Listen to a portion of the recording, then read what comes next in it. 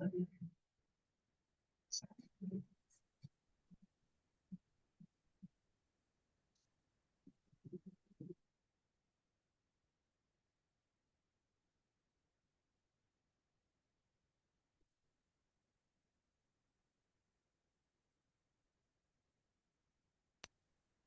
¿qué tal? Muy buenos días, espero se encuentren bien. Le dejo el anfitrión al docente para que dé comienzo a su clase. Que tengan un excelente día.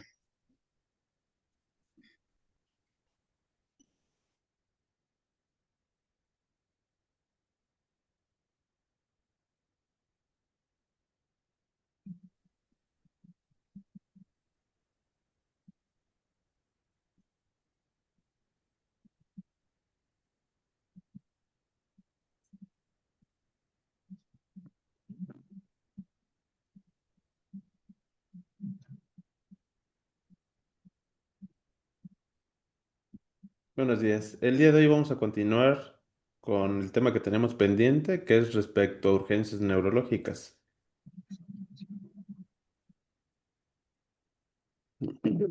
Bueno, entonces, hoy vamos a revisar tres patologías a grandes rasgos. Una es las crisis epilépticas, la siguiente va a ser meningitis, tanto bacteriana como viral, y vamos a finalizar con crisis febriles, crisis epilépticas febriles. El día de hoy vamos a tratar las urgencias neurológicas más frecuentes en pediatría. Lo importante de estas tres patologías que vamos a ver el día de hoy es lo importante comprender su abordaje clínico, recordando que este tipo de patologías las vamos a diagnosticar de manera clínica. Van a existir estudios de gabinete y de laboratorio que vamos a poder utilizar, pero lo importante acá va a ser que el diagnóstico sea clínico, que es lo que nos va a servir en la situación de urgencia. Es importante establecer un diagnóstico correcto de la urgencia y finalmente un manejo adecuado. Además, recordando que en estas tres patologías importante va a ser una intervención rápida, pero a la vez una intervención certera. Los objetivos que tenemos para la clase de hoy son comprender qué son las crisis epilépticas, desde su abordaje clínico principalmente, distinguir los tipos de meningitis, tanto la bacteriana como la viral, sobre todo cómo se presentan a nivel del paciente pediátrico y finalmente identificar las convulsiones febriles o crisis epilépticas febriles, sobre todo cuáles van a ser sus características y cuál va a ser el manejo que vamos a otorgar. Lo importante es esto, recordar que tenemos que hacer un diagnóstico clínico rápido y certero. Vamos a empezar con las crisis epilépticas, empezando con su definición. Como tal, lo que tenemos que recordar para que exista una crisis epiléptica va a ser que exista un evento paroxístico transitorio donde va a haber una actividad aberrante y anormal de la conducción eléctrica, de estos potenciales de acción que tienen las neuronas. Algo muy importante y que vamos a estar mencionando en la clase de hoy es que el término crisis convulsiva va a estar reservado para aquellas crisis en las que existe un componente motor. Esto lo vamos a platicar a continuación en las siguientes diapositivas, pero recordemos, la definición de una crisis epiléptica es la cuestión de que va a haber una conducción anormal. Este funcionamiento de la neurona va a estar alterado. Esto puede conllevar a un trastorno donde exista un movimiento motor, es decir, donde existe una sacudida del cuerpo, donde existe una construcción muscular, pero también puede ser que este no se presente, que no sea motor. Por eso la crisis convulsiva va a estar reservada solo para cuando existe un componente motor. Por lo tanto, el término crisis convulsiva casi no lo vamos a estar utilizando. Actualmente el término que se prefiere utilizar es crisis epiléptica, entendiendo la diferencia en que tanto la crisis epiléptica es una situación que vamos a ver en urgencia, que la tenemos que identificar y la característica fisiopatológica de esta enfermedad es esta, un evento transitorio, paroxístico, donde hay una actividad de las neuronas de forma anormal y aberrante. Es decir, la conducción que de por sí hacen no la están haciendo bien y está provocando que exista una disfunción a nivel de todo lo que es la conducción electroquímica de las neuronas. Muy diferente a la epilepsia. La epilepsia va a ser una enfermedad crónica en la que existe la cuestión de que en algún momento el paciente puede desarrollar una crisis epiléptica. Las dos tienen un manejo diferente. La epilepsia ya conocida pues como tal, su tratamiento es crónico, el paciente tiene que tomar antiepilépticos y este tratamiento va a ser su manejo va a ser en la consulta externa. Pero tenemos que identificar que para que se haga el diagnóstico de una epilepsia, el paciente va a debutar con una crisis epiléptica. Antes de conocerse epiléptico como tal, tiene que presentar un primer caso. Esta crisis epiléptica de debut es la que nosotros tenemos que atender. Además de que un paciente que ya se conoce epiléptico, que no está tomando sus medicamentos, que la dosis no es la adecuada o que es expuesto a factores predisponentes para que convulsione o para que tenga una crisis epiléptica, también es lo que tenemos que atender en la urgencia. Entonces, nuestra atención de urgencia va a ser para la crisis epiléptica de inicio y la epilepsia agudizada con una crisis como tal. Y nos vamos a basar de la clasificación que tiene la ILAE. Estas siglas es por su significado en inglés, que en español sería la Liga Internacional contra la Epilepsia, donde tiene su última clasificación del 2017. Algo muy importante es que los conceptos que utilicemos de la ILAE son para definición y para clasificación. La ILAE no da un panorama del tratamiento para la epilepsia en la consulta externa y tampoco un tratamiento para las crisis epilépticas. Eso lo tomaremos de la guía, una guía española. Entonces, como tal, la clasificación de la ILAE menciona que estas crisis epilépticas a grandes rasgos pueden tener tres orígenes. Puede ser un origen focal, que es el que anteriormente llamaban parcial. Anteriormente decíamos, existen crisis convulsivas y estas crisis convulsivas pueden ser parciales o totales. Actualmente hablamos de crisis epilépticas y estas crisis epilépticas pueden ser focales o generalizadas. Ya no decimos parciales. En este caso, entonces puede ser focal y esta focal puede ser motora o no motora, sobre todo en el paciente pediátrico.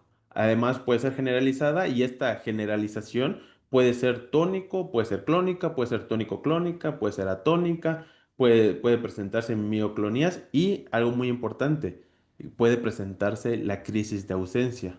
Por eso ya no decimos crisis convulsiva. Por frecuencia, y lo que mayormente estamos acostumbrados a ver, es una crisis convulsiva. De la crisis convulsiva, generalmente estamos acostumbrados a ver las tónico-clónicas o las mioclónicas. Pero eso no quiere decir que sean los únicos tipos de crisis que van a existir.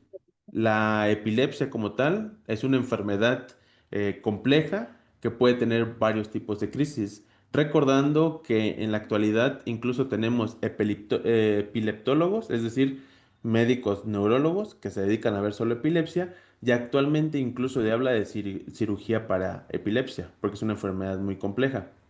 En este caso, nosotros nos vamos a enfocar al manejo inicial y la estabilización en urgencias para el paciente con crisis epiléptica. Y finalmente existe una crisis de inicio desconocido, en la cual no podemos garantizar si fue de origen focal o si fue de origen generalizado o se hizo esta transición de empezar como focal y cambiar a este generalizado.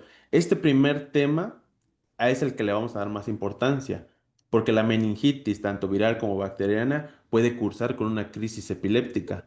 Y la crisis febril o la crisis convulsiva de origen febril, al final de cuentas es una crisis epiléptica. Entonces, entendiendo muy bien este primer tema, vamos a entender de mucha mejor manera los siguientes dos.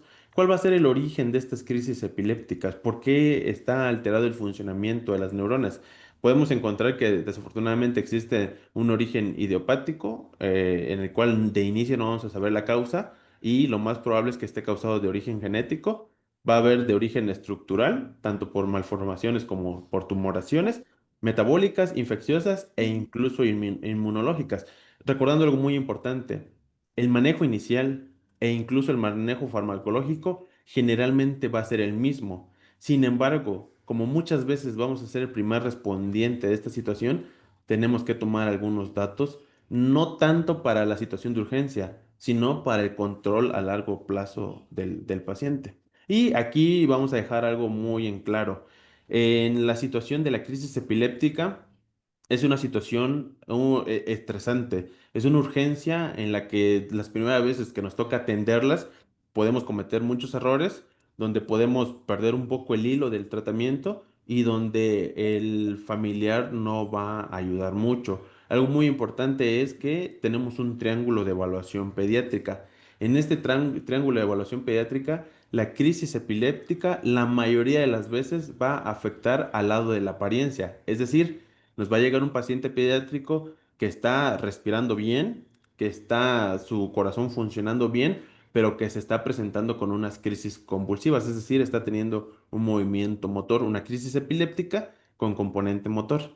El papá va a estar muy estresado y si es la primera vez que lo estamos atendiendo, también podemos estresarnos. Entonces, algo muy importante es, la mayoría de las veces no va a estar comprometido ni el origen respiratorio y tampoco el origen cardíaco. ¿A qué quiero llegar con este punto? Por estadística, la mayoría de las crisis epilépticas van a ser autolimitadas.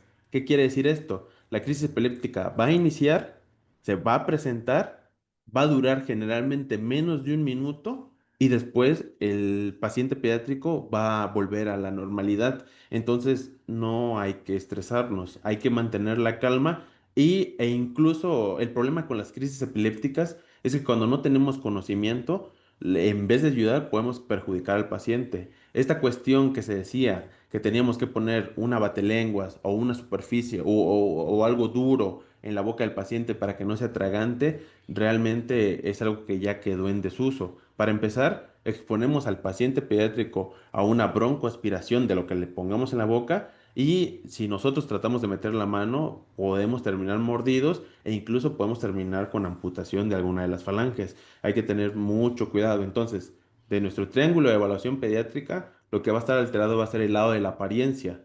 Muy pocas veces se va a afectar el componente respiratorio y el componente cardíaco. Entonces nos tenemos que enfocar a dar cuidados generales y evitar que se complique. Además, evitar que se hagan cosas que no son convenientes.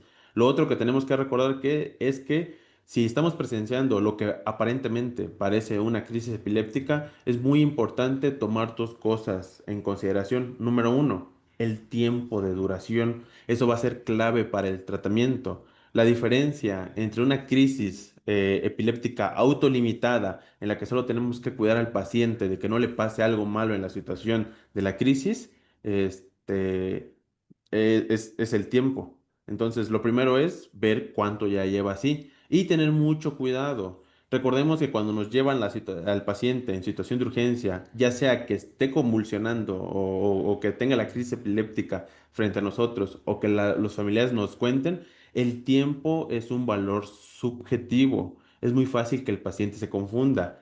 Generalmente nos va a pasar en la situación de urgencia que nos llevan al paciente pediátrico y la mamá, el papá o el cuidador nos va a decir, es que estuvo convulsionando 5 minutos.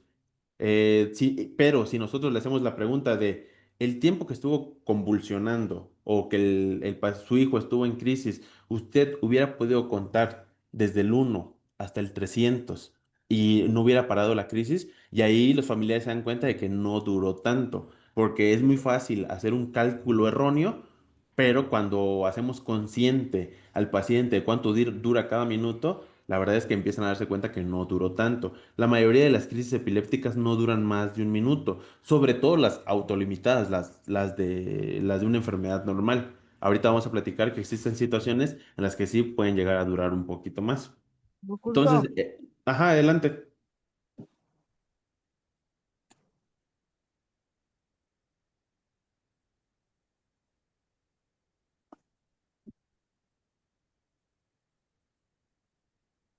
¿Alguna duda? ¿Algo que quieran preguntar, comentar?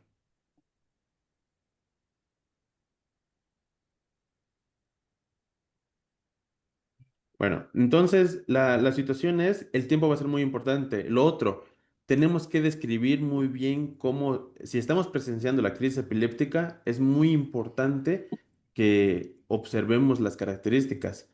Hay que tener mucho cuidado. Por ejemplo, por la cuestión de que estemos en la virtualidad, me hace que no les ponga videos de los pacientes porque es una cuestión personal. Entonces, se vuelve un poquito complicado presentar los videos. De todos modos, si logran contar con el consentimiento informado, en la situación de urgencia es muy complicado. O sea, si ya está la urgencia, la verdad es que solo chequemos tiempo. Pero si estamos frente a un paciente que tiene crisis epilépticas recurrentes y sabemos que la va a volver a presentar o la probabilidad de que lo vuelva a presentar es muy alta, valdría la pena videograbar la situación de la crisis epiléptica con el debido consentimiento informado y obviamente la autorización de los tutores del paciente. Para el diagnóstico de la epilepsia, el diagnóstico es clínico.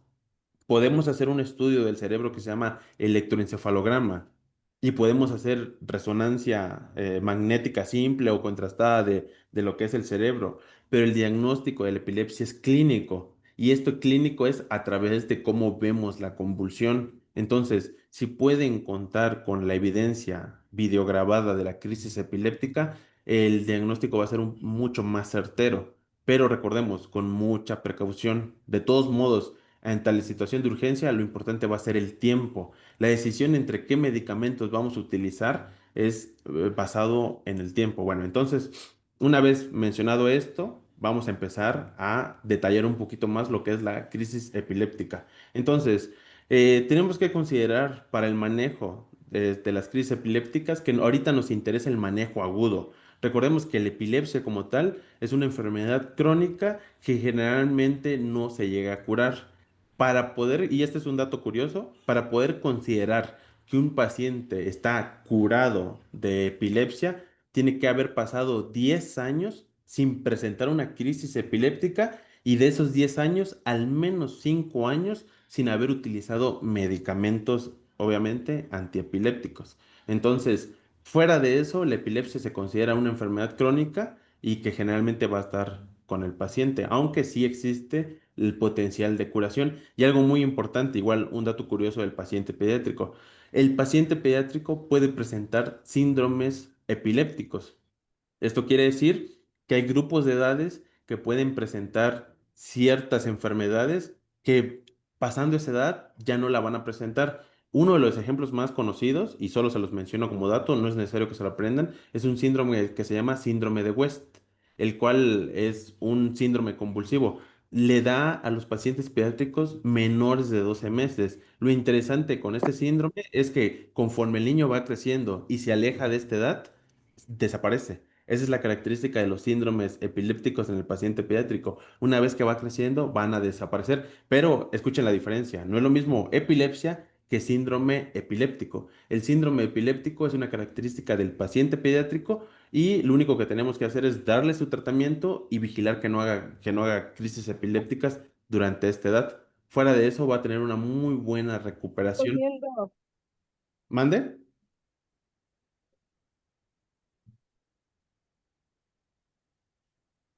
De acuerdo, entonces, algo muy importante es, en la medida de lo posible, recordemos que la crisis epiléptica, la mayoría de las veces, recordemos que es autolimitada, la mayoría de las veces va a durar menos de un minuto, por lo tanto, casi siempre nos van a llevar al paciente en estado post-ictal. Vamos a encontrar tres partes en la crisis epiléptica. La primera, se puede presentar con un aura, es decir, pueden haber datos de aviso de que el paciente va a tener una crisis epiléptica.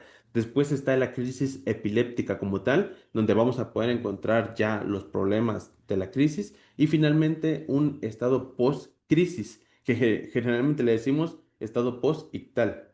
La mayoría de las veces nos van a llevar al paciente en estado posictal. Si ya nos lo llevaron en estado posictal, lo importante es darle soporte a los familiares y sobre todo al paciente y tenemos que recabar la historia clínica, ver si va a ser necesario hacer un estudio complementario, recordando que el tiempo es un dato muy importante, pero no es buena idea que se basen en el dato de tiempo que les da el familiar, porque generalmente ellos no lo checan con un reloj y en una situación de urgencia de ese tipo es muy fácil sobreestimar el tiempo.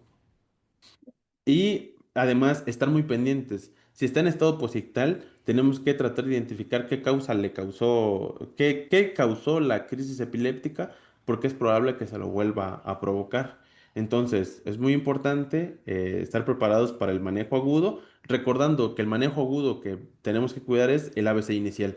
Si el paciente está en una crisis epiléptica y está durando mucho o ya consideramos que es necesario el manejo agudo, lo principal es el manejo del ABC. ¿Qué tenemos que hacer? Que la crisis termine y garantizar que no tenga obstrucción de la vía aérea, es decir, garantizar que tenga una vía aérea permeable y que no se vaya a golpear con nada de alrededor y que no le vaya a hacer daño a alguno de sus cuidadores. Daño en el sentido de que en lo que anteriormente se pensaba que era buena idea introducir los dedos en la boca para evitar que se cerrara la boca, pues habían mordeduras. Entonces, y valorar en qué momento va a ser conveniente utilizar medicamentos, que vamos a poder utilizar benzodiazepinas, fenitoína o en algunos casos levetiracetam. De estos tres, el medicamento que debemos de tener siempre en el carro rojo es la benzodiazepina, principalmente dos, diazepam y midazolam. Finalmente, recordar que hay algo que se llama estatus epiléptico. Entonces, tenemos crisis epiléptica y tenemos estatus epiléptico. Anteriormente se decía que para que fuera un episodio tenía que durar 30 minutos. Actualmente no.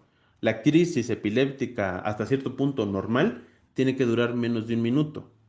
De 1 a 5 minutos ya están en una situación de transición y todas aquellas crisis epilépticas que duren más de 5 minutos o que se presenten muy frecuentes en número van a ser un estatus epiléptico y ahí sí tenemos que dar un manejo agresivo con medicamentos.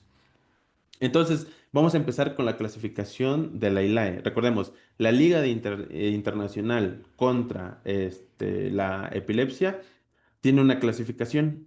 Y dentro de esta clasificación tenemos que identificar que puede ser de inicio localizado, de inicio focal o de inicio generalizado. Aunque la mayoría de las veces en una situación de urgencia generalmente va a ser un inicio desconocido.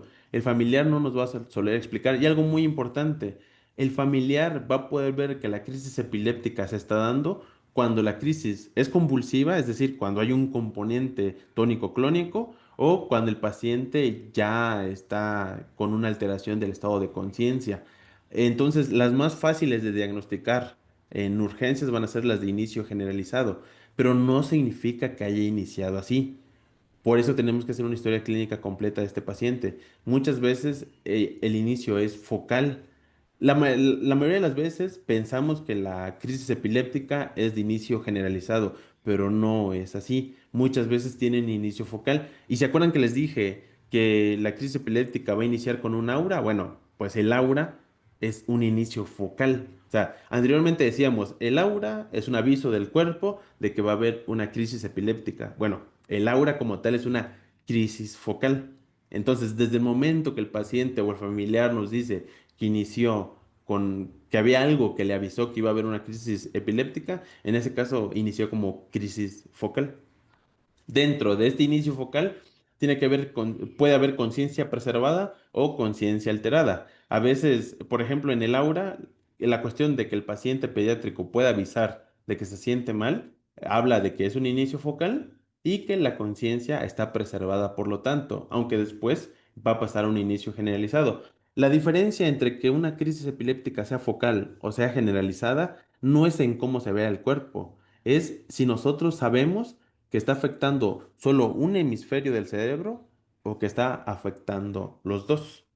Y algo muy importante, ya no hablamos de crisis convulsivas y actualmente se prefiere el término crisis epiléptica porque no todas las crisis epilépticas dan un componente motor. Dentro de los niños es muy común encontrar las crisis de ausencia. En este caso, pues las crisis de ausencia no tienen el componente motor. También puede haber, por lo tanto, un inicio no motor. Y algo muy importante, la crisis se puede quedar como focal, puede quedarse como generalizada o puede pasar de focal después a generalizada. Por lo tanto, también la misma ILAE desarrolló esta imagen de los ejes de clasificación de la crisis. Entonces, respecto al tipo de crisis, tenemos que puede ser de inicio focal, de inicio generalizado o de inicio desconocido. En la situación de urgencia, este dato no nos interesa. Ahorita vamos a platicar que en la situación de urgencia lo que nos interesa es el tiempo. Si la crisis inició focal, o inició generalizada no nos interesa. Lo que nos interesa es que no se altere el ABC, es decir, que tenga una vía permeable, que esté ventilando y que esté circulando. Si tenemos esas tres, es nuestro manejo de urgencia. Pero, ¿por qué nos interesa analizar esto? Les decía, le vamos a dar medicamento, vamos a controlar la crisis epiléptica, pero esos datos, o sea, para que después el neurólogo pediatra le pueda dar el tratamiento, le pueda avisar a los papás si es epilepsia como tal o si es un síndrome epiléptico, va a depender mucho de los datos que nosotros podamos dar. Entonces, la prioridad número uno es que sepamos qué hacer cuando el paciente nos lleva con una crisis, que es lo que vamos a platicar a continuación. Pero también, entre más datos podamos analizar de esta situación de urgencia, mucho mejor le va a ir al paciente. Si el paciente llega con una crisis, le pasamos midazolam, le quitamos la crisis y luego el neurólogo pediatra nos pregunta qué vimos y no sabemos describirlo, pues resolvimos la crisis, pero no mejoramos el pronóstico del paciente. Así que lo más adecuado sería hacer ambas cosas. Controlar la crisis, evitar que el niño se broncoaspire, garantizar que esté en buen estado fisiológico, pero también poder dar datos para que después continúe el tratamiento con su médico especialista. Entonces, si podemos averiguar de cuál fue el inicio, eso es un dato muy importante. La mayoría de las veces, cuando nos lleguen urgencias, va a ser de inicio desconocido. No nos fiamos de lo que dicen los papás. Recordemos, la mayoría de las veces el niño va a iniciar con una situación focal. Si tiene 2 años, no se lo va a poder reportar a los papás. Si tiene un año, no se lo va a poder decir. Entonces, el papá va a reaccionar hasta que vea que es una crisis generalizada. Pero no significa que haya iniciado así. Por eso, en el diagnóstico de la epilepsia, se utiliza algo que se llama videoelectroencefalograma. O sea, se le hace un estudio de las ondas cerebrales, pero también se graba al niño en una habitación especial para ver cómo inicia. Luego, si ya tenemos el inicio, lo siguiente es ver qué tipo de epilepsia o de crisis epiléptica está presentando. ¿Es una focal? Es decir, está de un solo lado del cuerpo. ¿Es una generalizada? ¿Está afectando a todo el cuerpo porque está afectando a todos los hemisferios? ¿O es una combinación? Inicia focal y pasa a ser generalizada. O del último caso, seguimos sin saber cuál es que lo está causando.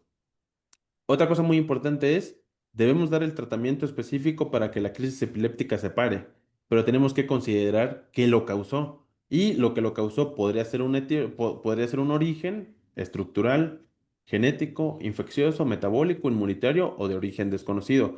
Algo muy importante, si la causa es de origen genético, la vamos a encontrar en el recién nacido. O sea, el recién nacido, si el paciente ya viene con predisposición genética, para desarrollar epilepsia no lo va a presentar en la edad adulta, lo va a presentar en esta etapa pediátrica y precisamente en la etapa neonatal, es decir, desde que nace. Va a estar con crisis convulsivas o crisis epilépticas desde que nace y la estructural la vamos a sospechar si viene con una malformación genética o si tuvo un trauma craneoencefálico, además de la infecciosa, que es lo que vamos a platicar más adelante, en la meningitis bacteriana y en la meningitis viral podemos encontrar estas crisis epilépticas. También es muy importante identificar si el paciente pediátrico no tiene alguna situación externa, que lo causa más común, trauma cráneoencefálico. Y finalmente, en el paciente pediátrico viene algo que no viene en el adulto. En el adulto, si está cursando con crisis epilépticas, pues el diagnóstico clínico va a ser que tiene epilepsia. Pero en el paciente pediátrico podría tener epilepsia, pero también podría tener un síndrome epiléptico. Esta diferenciación solo es para recordar que hay que tener mucho cuidado con lo que le decimos a los papás. La distinción entre si el niño tiene una epilepsia o tiene un síndrome epiléptico ya no nos corresponde a nosotros, le corresponde al médico especialista. Lo importante es saber esta cuestión de que existen los síndromes epilépticos, pero solo son en la edad pediátrica. Los adultos no tienen síndromes epilépticos. Bueno, algo muy importante. Decíamos, el paciente puede cursar con un aviso de que va a tener crisis epiléptica. Este aviso generalmente le llamamos aura. El paciente va a sentir algo, va a percibir algo y ese algo siempre va a estar antes de una crisis epiléptica. Entonces, esta aura se puede presentar de diferentes maneras. Esta tabla pues no es necesario que se la aprendan. Aquí lo importante es recordar el siguiente dato. Dependiendo de cuál sea el aura, es el inicio donde se está presentando la crisis epiléptica. Entonces, no es necesario que se aprendan ambas. O sea, no es necesario que si, por ejemplo, el paciente empieza con vértigo, recordar que está en esta zona. Realmente la enseñanza de esta diapositiva es, el aura es diferente para cada paciente. Y si el paciente es mayor de 3 años o incluso si es adolescente y nos puede dar datos de cómo se presentó el aura, nos va a servir para saber en qué parte del cerebro está la alteración nerviosa. Y otra cosa muy importante, el aura es el inicio de una crisis focal. Entonces, si el paciente pediátrico tiene aura, nos está diciendo que es una crisis focal que se puede mantener así o que puede avanzar a crisis generalizada. Dentro del aura, ¿cuáles son los signos o síntomas que vamos a poder encontrar? Hay varios. Generalmente los más comunes van a ser de tipo sensorial y la característica que más vamos a escuchar es que van a tener un sabor metálico en la boca o lo segundo más común es que sean visuales, que sean fosfenos. El paciente pediátrico nos empieza a decir que ve muchas luces y en este caso son los dos más comunes, pero no son los únicos.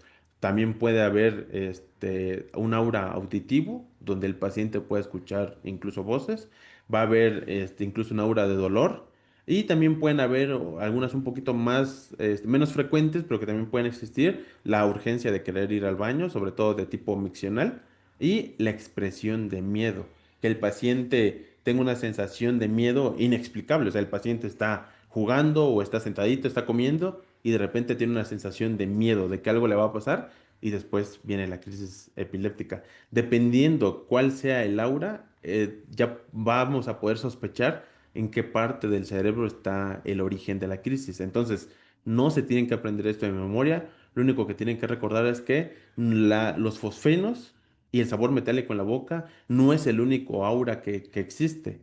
Lo importante es que si el paciente pediátrico o su familiar ya detectó que hay algo que avisa que va a haber una crisis epiléptica, considerar que tiene una crisis focal de inicio y tratar de identificar cuál es ese signo o ese síntoma.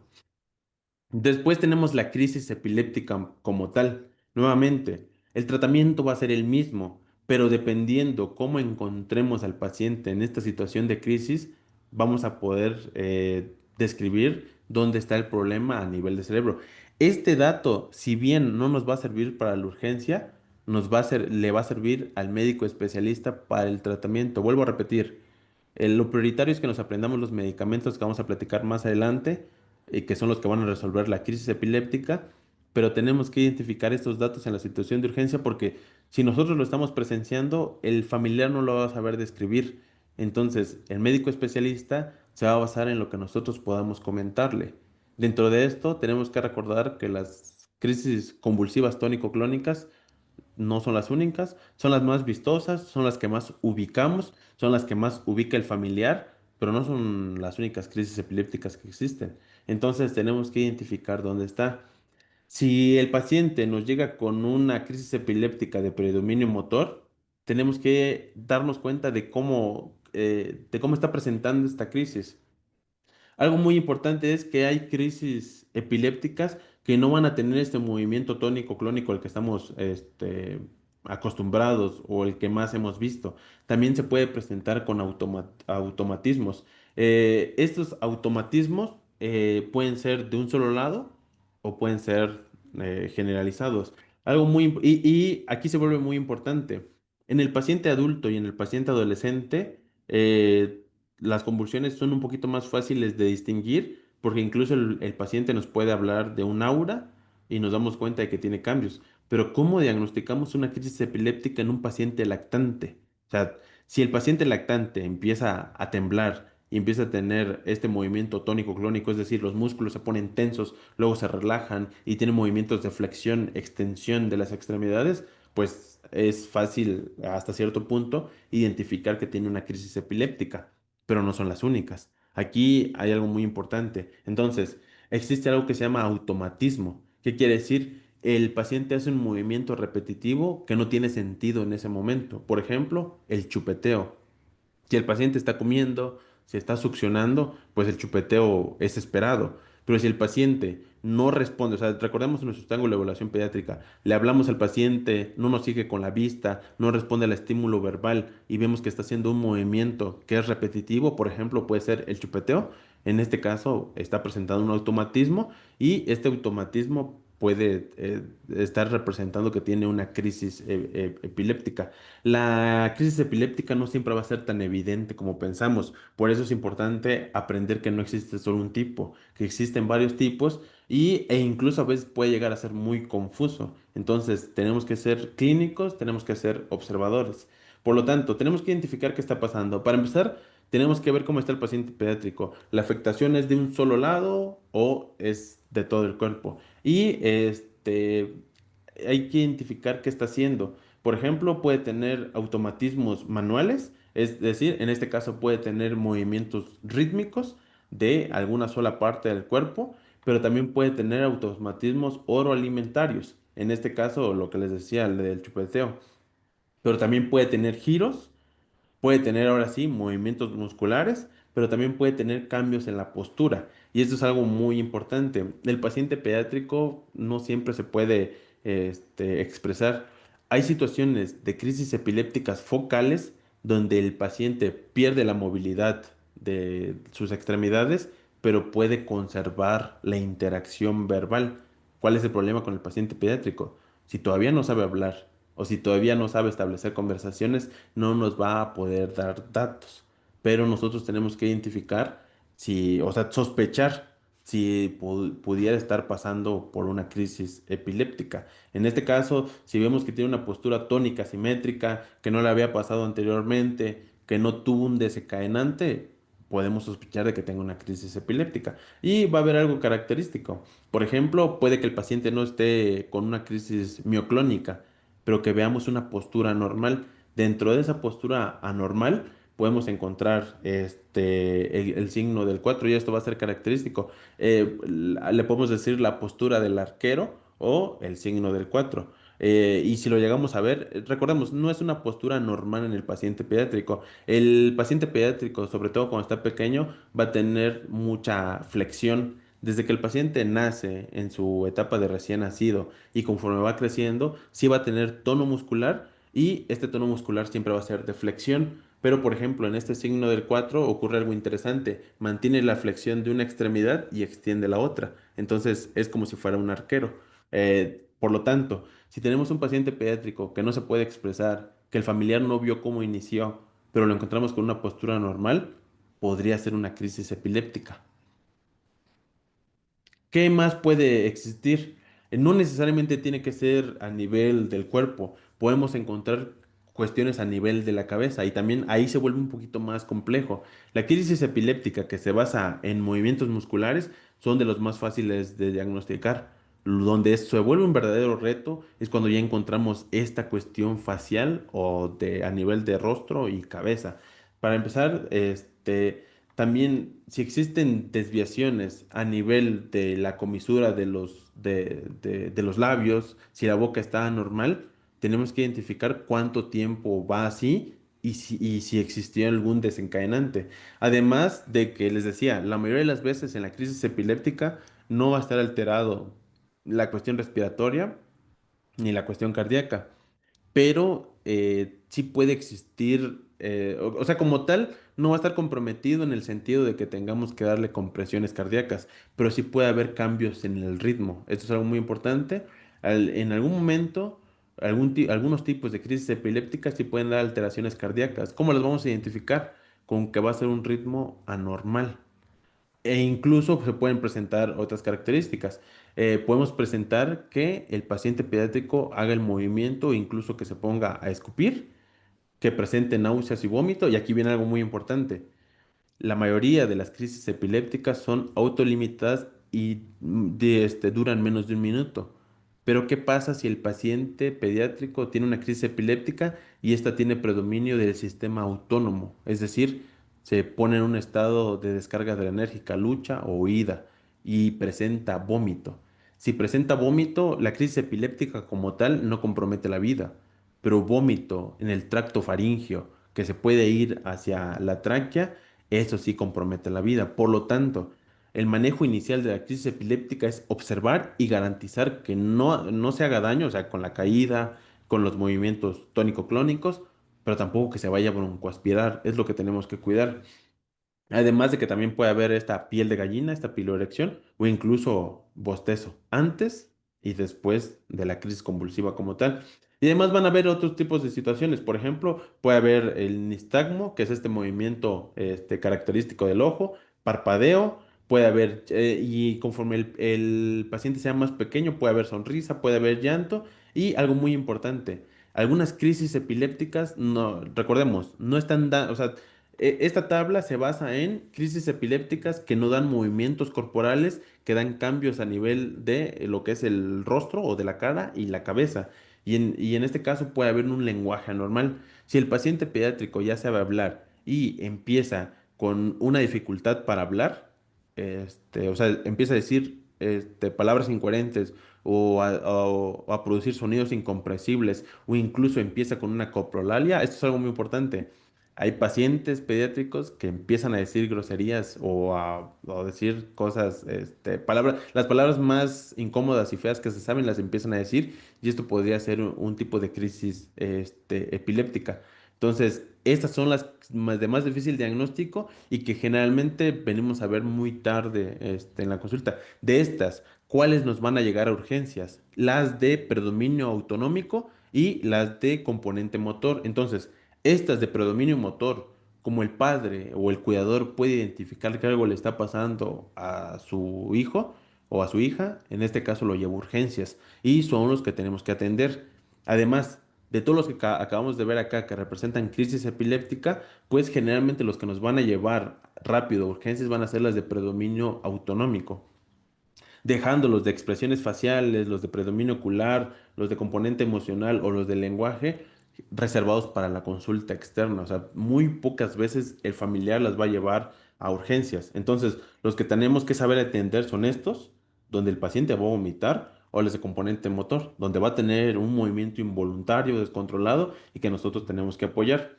Pero les decía, pocas veces vamos a poder presenciar el proceso de crisis. La mayoría de las veces nos lo van a llevar en un estado posictal.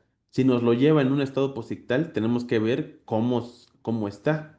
O sea, que en qué situación nos lo está llevando. Y esta es la tabla de lo que podríamos encontrar. O sea, nos llevan un paciente a urgencias, el familiar que es cuidador nos dice que tuvo un problema. O sea, que empezó con movimientos involuntarios, que empezó a hacer algo y que desde ahí está diferente.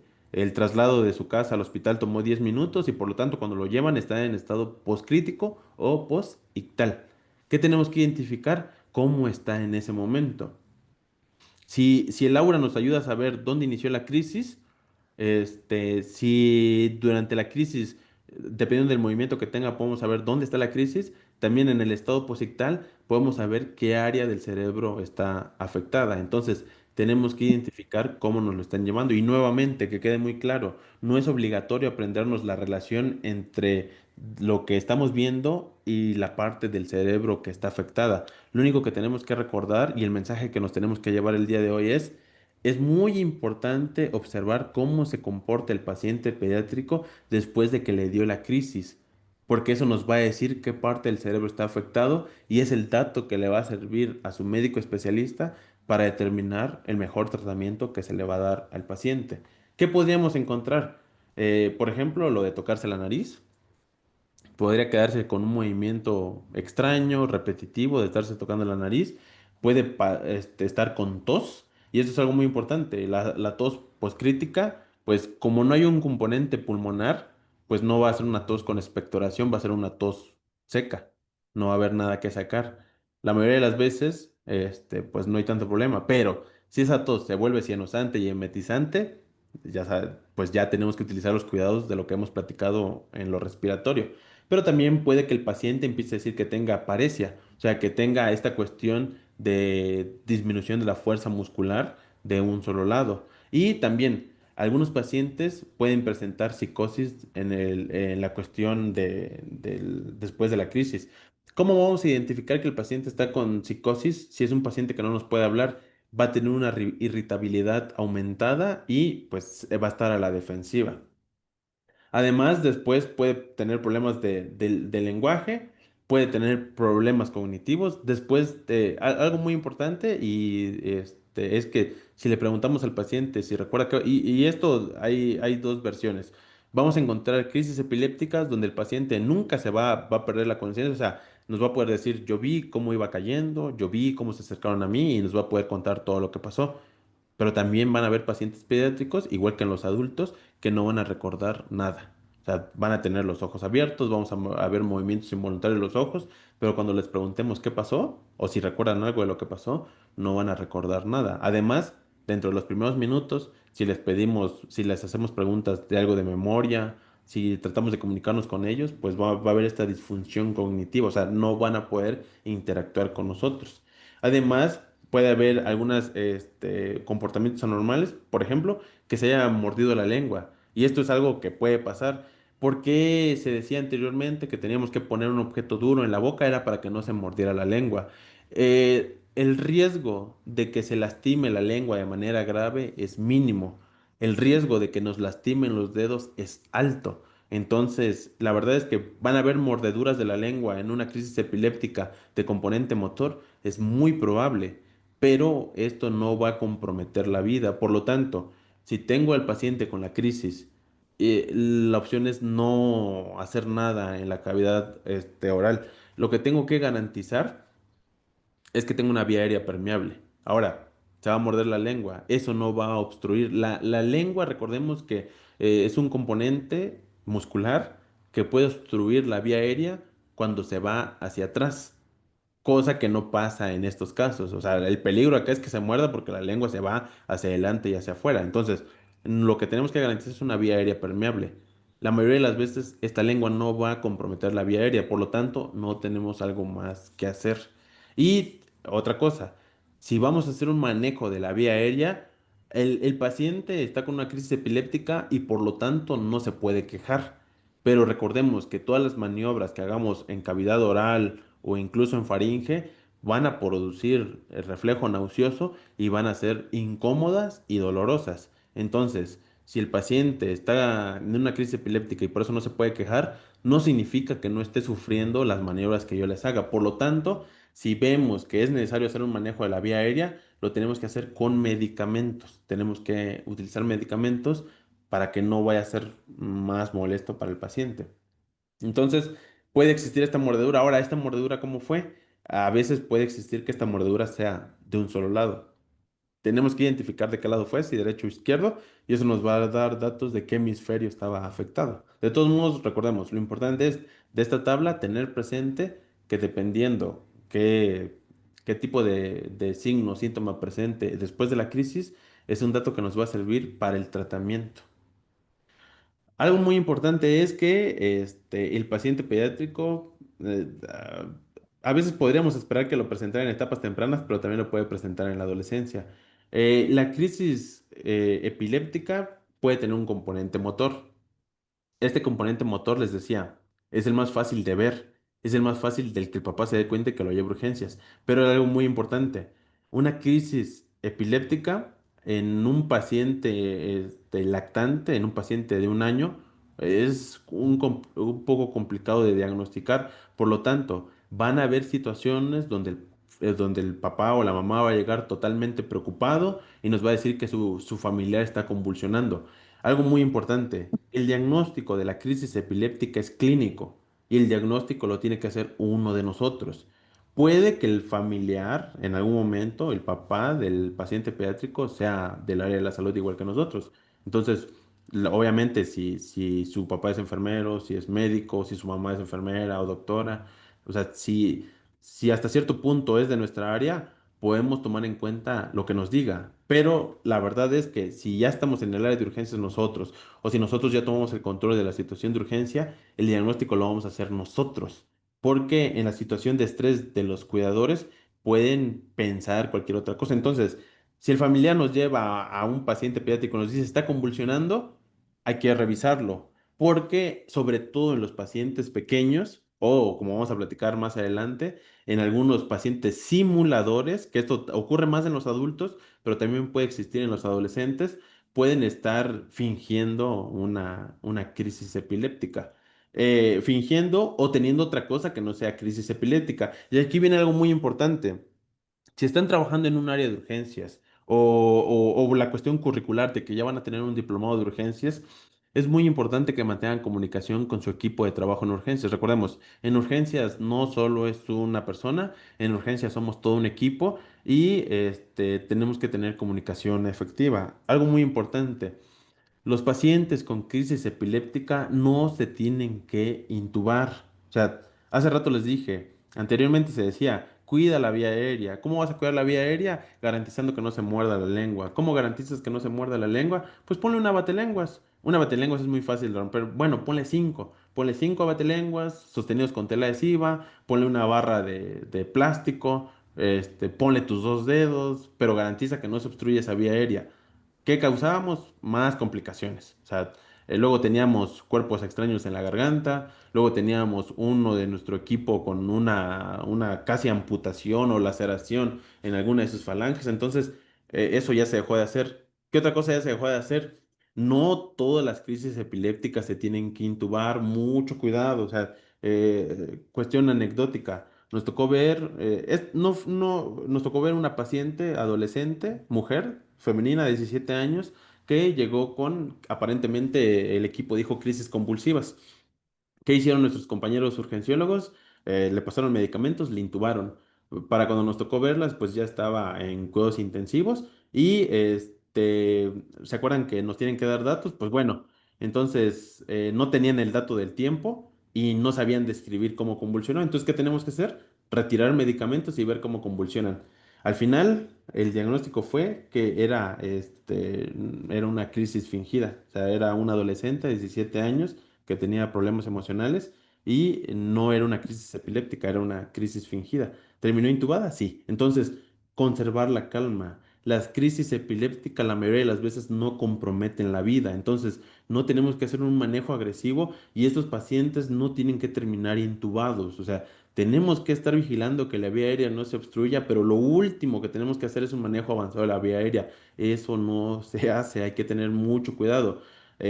Pareciera una historia extraordinaria, pero si tienen la oportunidad de visitar hospitales de segundo y tercer nivel, hay pacientes intubados por crisis epiléptica que a veces ni siquiera son crisis epilépticas o son crisis epilépticas que no necesitan ese manejo. Hay que tener mucho cuidado. Entonces, muy importante, conservar la calma, hacer el manejo de los medicamentos y nuestro último recurso es intubarlos. Es el último recurso y tener mucho cuidado. O sea, recordemos, en la situación de urgencia, lo importante es responder rápido.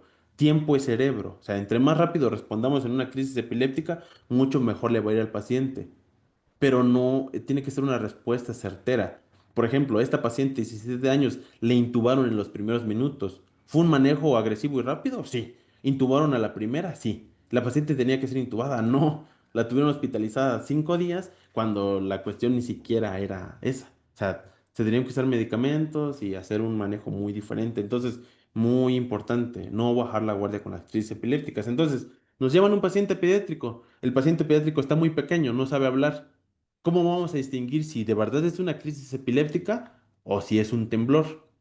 Tenemos que ser muy observadores y recordar, antes de pasarle un medicamento, antes de hablarle al pediatra para que vayan a intubarlo, antes de cualquier cosa, lo primero es guardar la calma, revisar cómo está el paciente y ver qué le está pasando.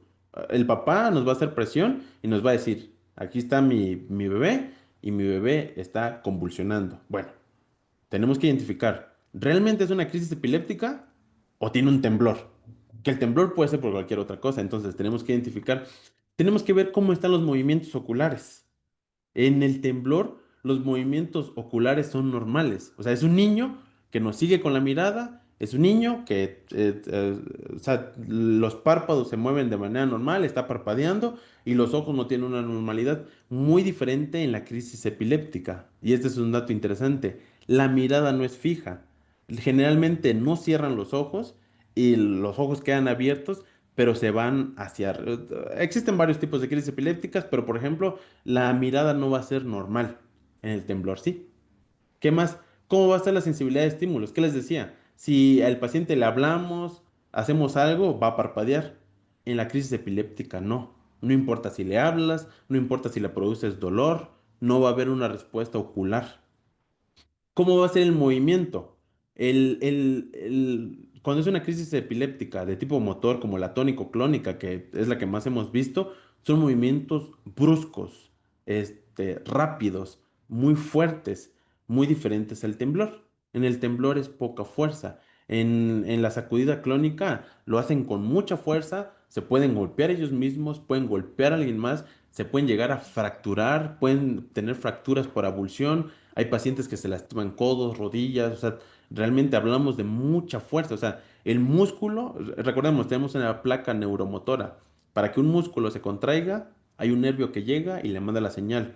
¿Qué decíamos de la crisis epiléptica? Una función anormal y aberrante del sistema nervioso. Entonces le manda una señal exagerada al músculo y por lo tanto el músculo va a tener un movimiento agresivo, de tal grado que se puede lastimar a sí mismo o puede lastimar a alguien que esté Ya, cerca. ¿ya te Muy, parece? dif- muy Ujú. diferente al temblor. A ver, En el te caso aprieto del mucho para que temblor, pase.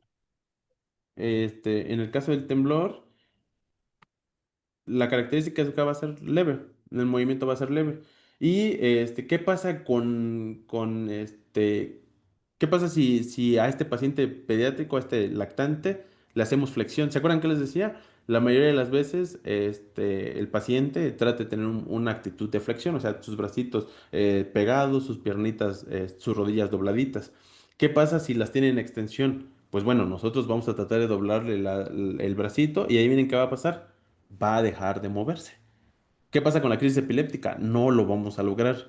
Son movimientos bruscos, con mucha fuerza, y cuando tratemos de hacerle algún movimiento no vamos a poder. Y finalmente, cambios autonómicos, que lo que decíamos, que la frecuencia cardíaca pueda aumentar, que tenga náuseas, que tenga vómito. En la crisis epiléptica sí se va a presentar y en el temblor no. Entonces, hasta esto es algo muy importante. Esta tabla vale la pena que le presten atención porque no todo es crisis epiléptica y no todo es crisis convulsiva. Nos pasó con una paciente de 17 años, les puede llegar a pasar con un paciente de 1 año. Hay que ver que realmente si tiene datos de crisis epiléptica. No todo paciente que llegue temblando, sacudiéndose, está convulsionando. Hay que verlo, mantener la calma y revisar. No pedir el tubo endotraqueal rápido, no pasarle medicamento rápido, hay que observarlo. Que quede muy claro, el diagnóstico de epilepsia y por lo tanto el diagnóstico de crisis epiléptica es clínico. ¿Clínico a través de qué? De observar al paciente y de medir cuánto tiempo está pasando en esa crisis epiléptica. Entonces, no todo es. Y en el paciente pediátrico que no se sabe expresar, donde el papá piensa que está convulsionando, revisar esto. Puede ser un temblor. Temblor fuerte, temblor agresivo, temblor brusco, pero al final de cuentas, temblor. No le vamos a hacer nada, al contrario, le podemos hacer daño si le pasamos medicamentos. Mucho cuidado. Entonces, otra cosa muy importante, si todas las sacudidas del cuerpo no son epilepsia, no todas las pérdidas de conciencia son epilepsia. Eso es algo muy importante. Luego nos llega el familiar y nos dice, es que estábamos comiendo y en ese caso, y de repente de la nada se cayó al suelo. Tuvo una convulsión. Entonces, algo muy importante, la pérdida de conciencia, sí, se puede dar por una crisis convulsiva. Ya decíamos que esa es una característica de la crisis convulsiva. Puede presentar alteración del estado de conciencia, pero no es lo único. El paciente también puede tener un síncope. El síncope, que es esta cuestión del desmayo, de la pérdida de conciencia, puede ser de origen neurológico o de origen cardíaco. Entonces, aquí tenemos una tabla donde vamos a dar un puntaje para el paciente. Esta tabla no hay que aprendernos de memoria y la vamos a revisar cuando el paciente ya está en estado de recuperación. Si el paciente está en pérdida de la conciencia en este momento, esta tabla no importa. O sea, la decisión el dilema de el síncope fue neurológico o el síncope fue cardíaco es investigación que vamos a hacer en el estado poscrítico. Si el paciente en este momento tiene estado alterado de la conciencia, no voy a sacar mi tabla y empezar a tomar puntos. No, tengo que estar con el paciente, garantizar que el corazón esté funcionando, garantizar que está respirando y darle soporte. Ya el paciente se recuperó. Ahora sí, ¿qué pasó? ¿Fue una crisis epiléptica y tengo que llamar al neurólogo pediatra? ¿O fue un síncope cardíaco y tengo que llegar al cardiólogo pediatra? O sea, para eso nos va a servir este cuadro. Entonces, recordar, si el paciente nos dice, en mi casa perdió la conciencia y nos empieza a contar qué pasó y nos dices que convulsionó. Bueno, ya no lo estamos viendo, pero tenemos esta tabla donde vamos a hacer un puntaje y aquí viene algo muy importante. Con el paciente, si el paciente tiene más de un punto, o sea, dos para arriba, sí, es muy probable que en su casa haya tenido una crisis epiléptica, pero si tiene menos de un punto, o sea, que tenga 0 puntos o -2 o -4, en este caso podría ser de origen cardíaco. ¿Cómo podría llegar el paciente a tener -2? Recordar que va a tener estas características que sí nos van a dar datos de que sea de origen neurológico, o es decir, crisis epiléptica, pero vamos a tener estos datos de que nos van a hablar de una cuestión cardíaca. Entonces, ¿qué sí nos va a hablar de que es lo más seguro es que en su casa haya presentado una crisis epiléptica? Mordedura de la lengua. Entonces, la lengua no se va hacia atrás, la lengua se va hacia afuera, va a haber mordedura que el paciente, que el paciente, sobre todo si ya se puede comunicar con nosotros, nos diga que tuvo un déjà vu o un jamais vu. O sea, de los dos, lo más común es el déjà vu. Y aquí viene un dato importante. El déjà vu es de manera normal, podemos presentarlo una que otra vez a lo largo de nuestra vida. O sea, no es un dato de alarma. Pero si el paciente tuvo pérdida de la conciencia, y antes de eso presentó un déjà vu, o sea, ahí es muy diferente. O sea, un déjà vu que se queda hasta ahí, no pasa nada. Es algo muy normal y seguramente a cualquiera de nosotros nos ha pasado. Pero un déjà vu que después continuó con la pérdida de conciencia es un punto a favor para tener la alteración neurológica de la crisis epiléptica. Además, si hubo estrés previo, o sea, si algo lo estresó y luego tuvo la pérdida de conciencia, sí, también tuvo movimientos anormales de la cabeza, o sea, tuvo un giro de la cabeza y lo otro, si realmente tuvo una desconexión de la cuestión de su movimiento corporal y lo más importante, generalmente no se va a acordar de lo que Que pasó. se realiza la asepsia y antisepsia. El cirujano responsable que va a participar en esta intervención es quien debiera realizar el marcaje en la piel del paciente y también hay observaciones en el caso de que el paciente sea un pediátrico o sea un paciente que tenga alguna discapacidad, pues se tiene que realizar en presencia del familiar, cuidador o acompañante. Pero vean aquí también en este punto número 3, dice, para minimizar errores de sitio quirúrgico en el marcaje se involucra la participación del paciente. O sea, aquí todos tenemos que tener entendido y la comunicación.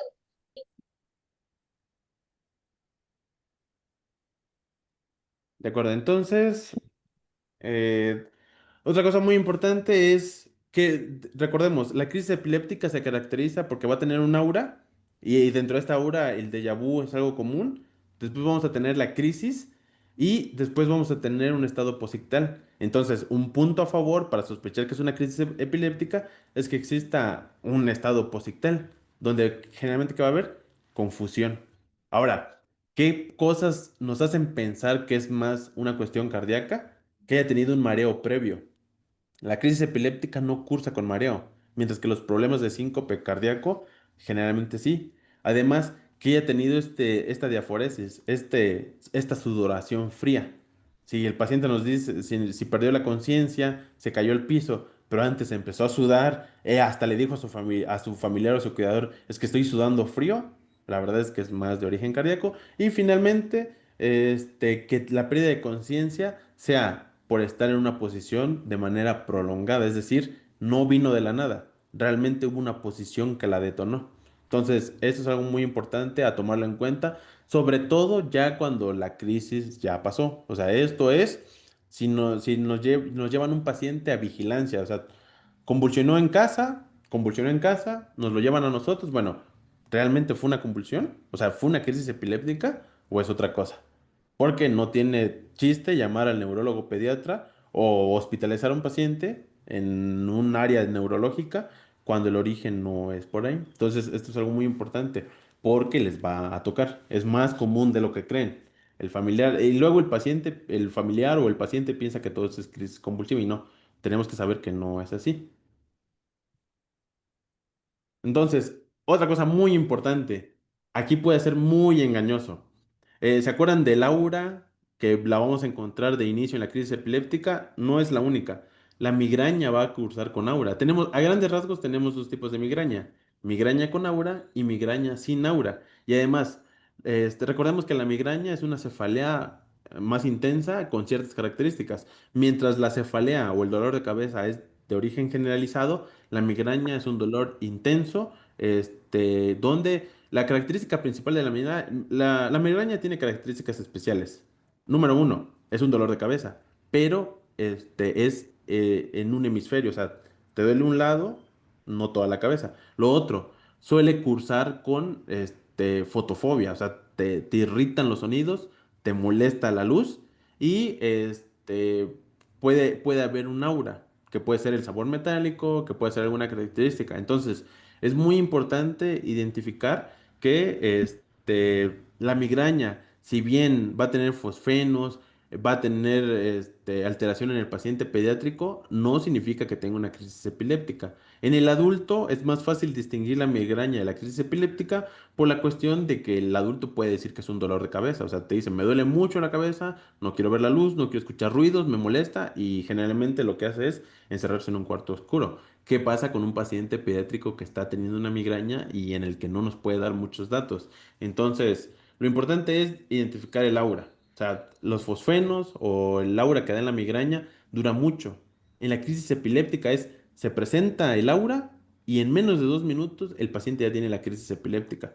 Luego, ¿qué pasa? ¿La migraña puede presentar alucinación visual? Sí. De hecho, aquí viene un dato interesante. Al final de cuentas, los tratamientos que se dan en migraña son muy diferentes a los tratamientos que se dan para dolor de cabeza, porque la migraña hasta cierto punto es una crisis epiléptica focal. Bueno, pero sin entrar en detalles, lo que nosotros queremos saber si es una crisis epiléptica como la que tenemos que saber manejar o si es una migraña. ¿Qué va a pasar con la alucinación visual? Pues los colores que vamos a ver generalmente van a ser en escala de grises, mientras que en la crisis epiléptica van a ser más colores más vívidos. Que en la alucinación la persona puede ver, con alucinación nos referimos a que está viendo cosas que no están ahí. Dentro de esos puede haber figuras simples, mientras que en la cuestión de la crisis epiléptica hablamos de figuras complejas. Puede ser en un solo ojo, y generalmente es una imagen que no se mueve, mientras que en la crisis epiléptica va a haber mucho más movimiento. Además de que no va a haber hemianopsia, o sea, la ceguera no va a ser total en la migraña y tampoco va a haber partes del campo visual que ya no pueda ver, mientras que en las crisis epilépticas sí va a existir eso. Y lo otro, la verdad es que la migraña cursa con más, por ejemplo, en el tratamiento de la migraña generalmente se da algún medicamento para evitar el vómito, porque es más frecuente. Y el vómito en la crisis epiléptica es raro, aunque recordemos, existe el vómito en la crisis epiléptica, pero es raro. O sea, entre la migraña y la crisis epiléptica es mucho más fácil encontrarlo en una migraña. ¿Qué pasa con el déjà vu? Antes de la migraña no va a haber déjà vu y antes de la crisis epiléptica sí, es más común encontrarlo. Y a grandes rasgos, la alteración de la conciencia es muy raro en la migraña. Prácticamente se puede decir que no hay alteración de la conciencia, mientras que en la crisis epiléptica, recordemos, es una de las características. Vamos a encontrar que está alterada la conciencia. Luego, algo muy importante, existe una crisis psicógena y es muy importante identificarla, sobre todo porque este tipo de pacientes se empeñan tanto. Recordemos, al final de cuentas es una patología, pero es una patología con un trastorno, con un tratamiento totalmente diferente. O sea, una crisis epiléptica que dura más de 5 minutos, ¿es buena idea que yo le pase medicamentos para inducirle un coma e intubarlo? Sí, probablemente. Ahí sí sería válido. Pero si tengo un adolescente de 17 años con una crisis fingida y le intubo, o sea, estamos provocando más daño del necesario. Entonces, muy importante, la crisis epiléptica tiene que distinguirse de una crisis psicógena, sobre todo cuando el paciente ya está en edad de presentar una crisis psicógena. Se puede presentar en pacientes escolares, pero lo más común va a ser la adolescencia. Entonces, ¿qué característica tengo que identificar? Para empezar, entre más crisis tenga yo experiencia viendo, más fácil va a poder identificar las crisis fingidas. Entonces, ¿qué va a haber con una crisis psicógena? Para empezar, en la crisis psicógena la conciencia va a estar preservada, o sea, muy diferente a la crisis epiléptica. donde no, el paciente va a tener alteración de la conciencia. Bueno, en la crisis, pero recordemos, es un paciente con una crisis psicógena donde realmente el paciente está llegando con, o sea, con todos los datos de una, a simple vista sí puede ser confuso, pero vuelvo a repetir, antes de cualquier medicamento, antes de cualquier tubo endotraqueal, primero tenemos que observar qué le está pasando al paciente y recordar que el diagnóstico va a ser clínico. Entonces, la conciencia preservada es una característica de la crisis fingida y que tenga mucho movimiento ocular. Este, pero este movimiento ocular sea con parpadeos, o sea, que apriete los párpados, que cierre muy fuerte los ojos o que esté parpadeando muchas veces. Porque cuando alguien trata de fingir una crisis y no ha visto cómo son las crisis, pues le va a agregar cosas que no son de las crisis. Mientras que les decía en la crisis epiléptica, hay una apertura del ojo y generalmente los ojos se van hacia diferentes lados. Y finalmente, ¿qué pasa? Y esto es algo muy característico. Retiramos a los familiares para darle atención de urgencia y adivinen qué, disminuye. Se acerca uno de los familiares y aumenta. Estas serían las tres. No son las únicas características, pero son las que más vamos a ver. Conciencia preservada, parpadeo, en vez de apertura ocular, que sean parpadeos. Y lo otro, relación con los familiares. Y finalmente un antecedente. O sea, que haya que exista mucha carga emocional. Que nos digan que antes de eso ocurrió algo y que por lo tanto eso desencadenó la crisis. O que incluso los familiares nos digan, es que suele hacer esto, o sea, esto lo hace cada vez que se estresa o cada vez que tenemos problemas. Entonces, identificar eso. ¿Por qué es importante identificar la crisis psicógena? Porque no le vamos a pasar medicamentos. O si les pasamos medicamentos, no va a ser para dosis de crisis epiléptica. Eso es algo muy importante. Vuelvo a repetir, algo que nos pasó, que no es algo, o sea, que es algo que se debió haber evitado. O sea, intubar a una paciente de 17 años por una crisis psicógena, una crisis epiléptica fingida. Y otra cosa muy importante, hay que hacer el diferencial con las crisis epilépticas. Es muy importante recordar que la crisis epiléptica puede ser de origen metabólico.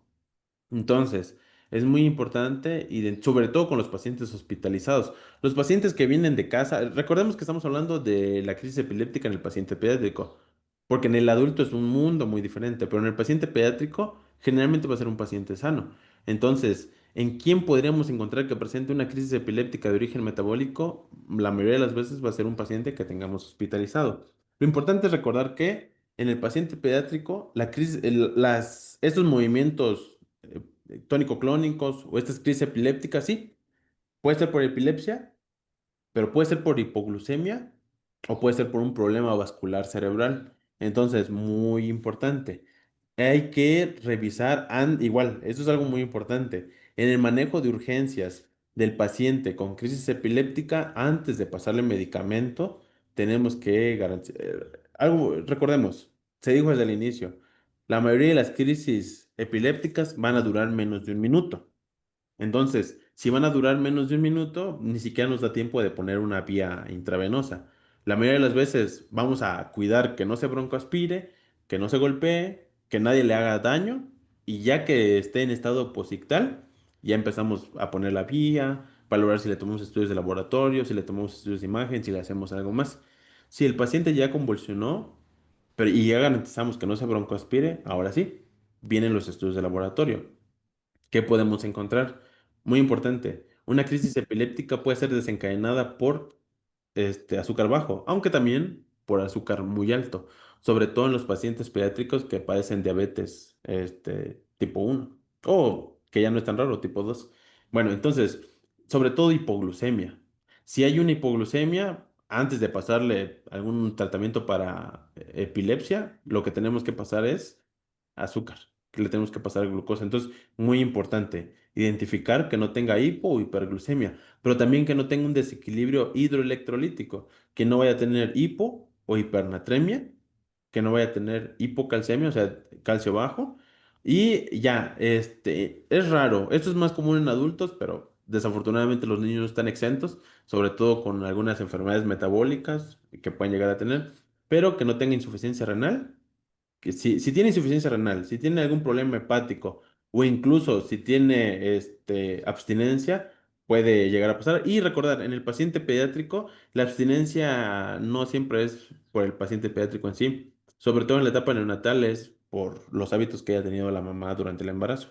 Las mamás que durante el embarazo consumen opiáceos, anfetaminas, cocaína, en cuanto nace el niño y ya no le da ese aporte de la mamá, empiezan con abstinencia, entonces pueden convulsionar. Entonces, lo de los tóxicos es muy común en la etapa neonatal, sobre todo cuando existe el antecedente de una mamá que cursó su embarazo con toxicomanía. Bueno, ¿qué tenemos que hacer? Recordemos, hay estudios de imagen y hay un estudio, así como en el corazón tenemos el electrocardiograma, en el cerebro tenemos el electroencefalograma. Pero el diagnóstico de la epilepsia es clínico. Ahora, ¿me va a servir un electroencefalograma? Sí, pero hay que recordar un dato estadístico. Del 2 al 3% de la población general tiene un electroencefalograma anormal sin presentar crisis epiléptica. Entonces, esto quiere decir que si agarro 100 personas de mi trabajo, de mi hospital, y les hago un electroencefalograma, 3 van a salir con un electroencefalograma de epilepsia.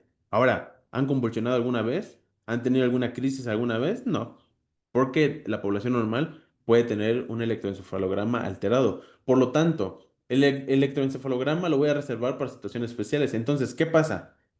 El paciente presenta una primera crisis, debuta con una crisis, le damos atención y y quiero saber si tiene epilepsia. Sí, se le puede hacer el electroencefalograma. Y aquí viene un dato muy importante. Preferentemente en las primeras 12 horas después de que presentó la crisis. Esto ya no es para mi manejo de urgencias. O sea, esto es recomendación. Tuvo una crisis epiléptica, le di tratamiento, ya le voy a dar de alta. Bueno, el consejo es, hágase un electroencefalograma en estas primeras 12 horas, a más tardar en las primeras 48 horas, porque le va a servir para el seguimiento.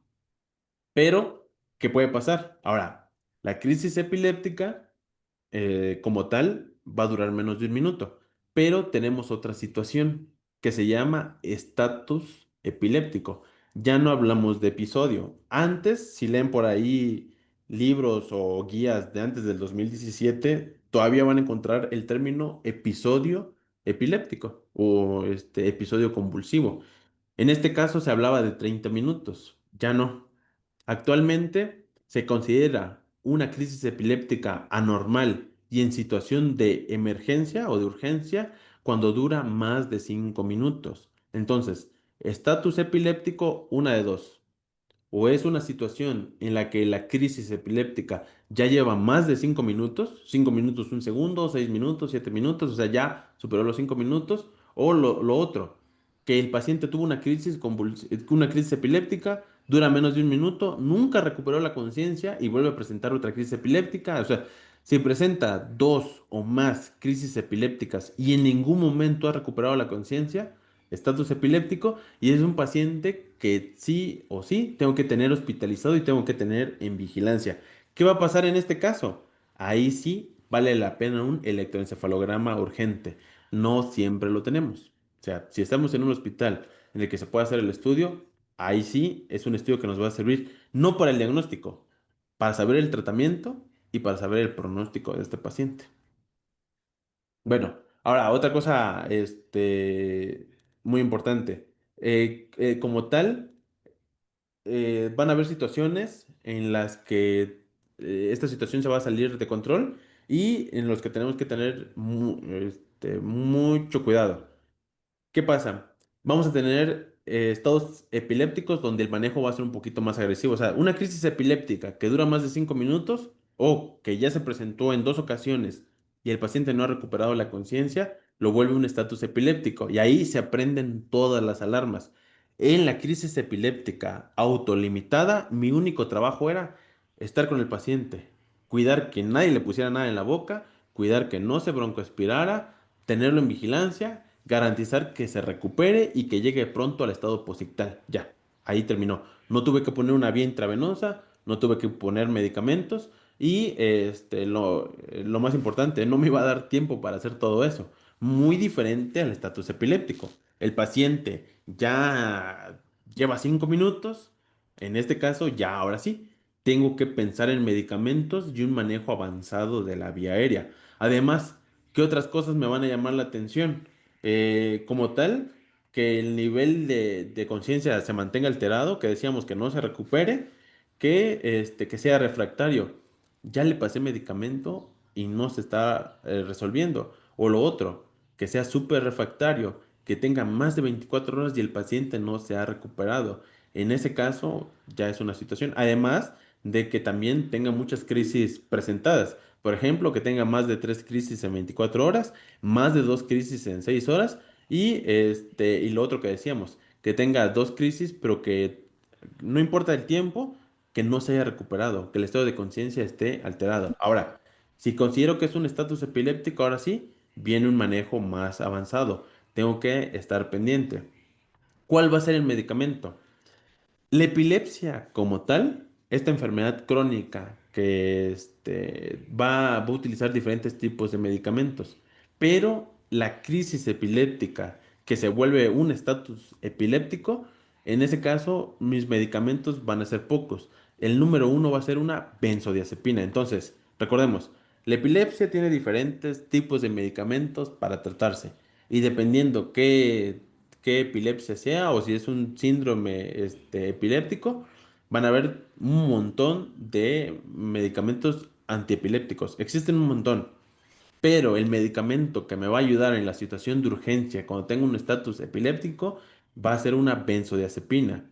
Dentro de estas benzodiazepinas vamos a ver que tenemos varias, pero dos van a ser las que más voy a utilizar, diazepam y midazolam. Bueno, entonces, ¿qué pasa? Tenemos una crisis prolongada. O sea, de hecho, no tengo que esperar a que cumplan los 5 minutos. O sea, si el paciente llegó con crisis epiléptica y ya lleva más de un minuto, me tengo que preparar. Recordemos, debe durar menos de un minuto. Realmente no, o sea, vuelvo a repetir, si nosotros le preguntamos al familiar, nos van a decir que todas las crisis epilépticas duran 30 minutos.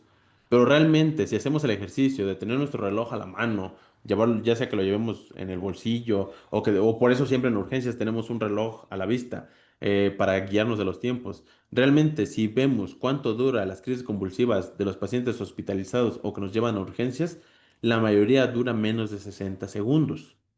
¿Qué pasa si veo que ya lleva 2 minutos? Bueno, ya dejó de ser una crisis convulsiva autolimitada y se está perfilando para volverse un estatus epiléptico. Entonces, ahora sí, vale la pena que yo consiga una vía intravenosa. Entonces, cuando ya duró más de un minuto o cuando no sé cuánto va durando, por ejemplo, si me dicen, tardó 5 minutos en que lo trajimos de la casa al hospital y no dejó de convulsionar, en ese caso ya tengo que prender las alarmas. Bueno, ya pasaron 5 minutos. Ya se volvió un estatus epiléptico. El primer medicamento que tengo que utilizar es una benzodiazepina. ¿Qué pasa si no responde y ya lleva 20 minutos? Pues tengo que combinar benzodiazepina y levetiracetam. Y después de que pasan esos 20 minutos, es muy importante mantener una vigilancia estrecha. Si el paciente ya pasó más de 20 minutos, ya viene un manejo avanzado. Como tal, esto ya no lo vamos a platicar a detalle, lo que nos interesa es estos primeros dos, pero ¿qué va a pasar después? Tengo que pedir ayuda con un especialista. Ahora sí, se vuelve conveniente valorar el ingreso a unidad de cuidados intensivos. Recordemos que es una situación de excitación nerviosa aberrante. Entonces, si tardamos mucho tiempo, pueden haber cambios importantes a nivel cerebral. Por lo tanto, después de 5 minutos tenemos que usar medicamento sí o sí. En las crisis autolimitadas no conviene usar medicamento. Lejos de hacerle bien, le hacemos un daño. Pero si ya duró más de 5 minutos o si no recupera la conciencia, ahora sí, me veo obligado a utilizar medicamentos. Y si ya duró más de 20 minutos, necesito un especialista. Ahí sí, paso los medicamentos que tengo a la mano y preparo al paciente para la unidad de cuidados intensivos. ¿Qué medicamentos voy a utilizar? Bueno, tenemos benzodiazepinas. De las benzodiazepinas, vean, tenemos varias opciones. De estas opciones, todas nos van a servir para el adulto, pero no todas nos van a servir para el niño. Hay que tener mucho cuidado. Entonces, ¿cuáles son los que más vamos a utilizar? Número uno, diazepam. Número dos, midazolam. ¿En qué son diferentes? Los dos los tenemos en el carro rojo. Nada más hay que recordar que en el caso, los dos se pueden pasar de manera intramuscular y se pueden pasar de manera intravenosa, pero cambia mucho su funcionamiento. Recordemos que a grandes rasgos, las benzodiazepinas, este grupo de medicamentos que estamos viendo en la presentación, se dividen por su acción, que puede ser corta o de larga. En el caso del diazepam, o sea, después de un mes todavía podemos encontrar el medicamento en el cuerpo, mientras que el midazolam realmente a los pocos minutos ya puede estar metabolizado. Entonces, lo ideal sería utilizar midazolam dependiendo de la situación. O sea, si es un estatus epiléptico, la verdad es que con el midazolam nos va muy bien, lo tenemos en el carro rojo, y la ventaja es que va a ser de corta duración. ¿En qué caso se va a preferir el diazepam? En algunas situaciones se llega a mencionar que es el de elección. Número uno, porque es el que más sabemos utilizar. O sea, el personal de enfermería, el personal médico, el que más está acostumbrado a utilizar, el que más conocen, el que más han visto es este. Entonces, hasta cierto punto puede ser el mejor, pero depende de la situación. O sea, si no, si ante la duda, el que tengan a la mano. O sea, no hay problema. Solo tienen que recordar las dosis. ¿Con cuánto vamos a iniciar? Sí, dependiendo del peso. En el caso de los niños, depende qué peso tenga. Pues en este caso, la mayoría de las veces van a pesar menos de 50 kilogramos, a menos que tengan obesidad. Entonces, 5 miligramos va a ser suficiente. Muy diferente al adulto, donde 5 miligramos se queda corto. Pero bueno, ¿qué pasa con el midazolam? Igual, aquí, si tiene más de un año y si sospechamos que pesa menos de 40 kilos, la verdad es que 5 miligramos le va a ir muy bien. ¿Qué tenemos que tener en mente? En el momento que decidimos utilizar una benzodiazepina, no es tan urgente tener el antídoto, pero sí muy urgente tener todo para una vía aérea avanzada. Esto es algo muy importante. Nos llega un paciente con crisis epiléptica. Ya duró más de 5 minutos. Por lo tanto, ya no es opción solo quedarlo cuidando. O sea, ya tengo que hacer algo. Se volvió un estatus epiléptico y tiempo de cerebro. Tengo que actuar pronto. ¿Cómo voy a actuar? Medicamento. ¿Qué medicamento voy a utilizar? Una benzodiazepina. ¿Cuál? Cualquiera de los que tenga acá. Generalmente, pues en el caso de los niños son dos. Diazepam, midazolam. Generalmente va a ser intravenoso. Ahora, el diazepam ¿puedo pasarme de dosis? Sí, puedo pasarme de dosis. ¿Qué efecto tiene? ¿Cuál es el efecto adverso que puedo encontrar con una benzodiazepina, tanto diazepam como midazolam? Pues va a ser una alteración del estado de conciencia. O sea, que yo induzca un paro respiratorio en el paciente. Ahora, eso me obliga a tener el antídoto, que el antídoto de las benzodiazepinas es el flumacenil. No es buena idea usar flumacenil, sobre todo en los niños. Vuelvo a repetir, ya tengo un paciente con crisis epiléptica, ya duró más de 5 minutos, ya me veo obligado a utilizar medicamento. ¿Cuál voy a utilizar? El que yo guste, diazepam o midazolam, no hay problema, cualquiera de los dos. ¿A qué me estoy exponiendo? A que como es un paciente pediátrico, como es una situación de urgencia, como no lo pesé, porque recordemos, aquí no lo estoy pesando, o sea, es una situación de urgencia, no lo voy a cargar y ponerlo en una báscula, o sea, aquí tengo que calcular más o menos por su edad, más o menos por su complexión, y por eso aquí directamente nos da unidades, o sea, miligramos, 5 miligramos, para no andar perdiendo tiempo. Ahora, ¿a qué me expongo? A provocarle un paro respiratorio. Si ya le provoqué un paro respiratorio, bueno, ¿qué opción tengo? El antídoto. Podría ser, le paso el medicamento y corto el efecto de la benzodiazepina. ¿Cuál es el antídoto de la benzodiazepina? Es el flumacenil intravenoso. ¿Se lo paso? No. Si en algún momento, con el diazepam quito la crisis epiléptica, pero ahora lo llevo un paro respiratorio. Bueno, bolsa, válvula, mascarilla, cánula de Guedel y me preparo para ventilarlo. A, B, C. O sea, ya le quité la crisis epiléptica, pero ahora veo que no respira. No le paso flumacenil. Por cuestiones de tiempo no vamos a platicar de eso, pero el flumacenil, si bien es el antídoto farmacológico del diazepam o el midazolam, no es conveniente utilizarlo en un paciente pediátrico, de hecho ni siquiera en el adulto, pero no lo utilicemos. ¿Qué hacemos?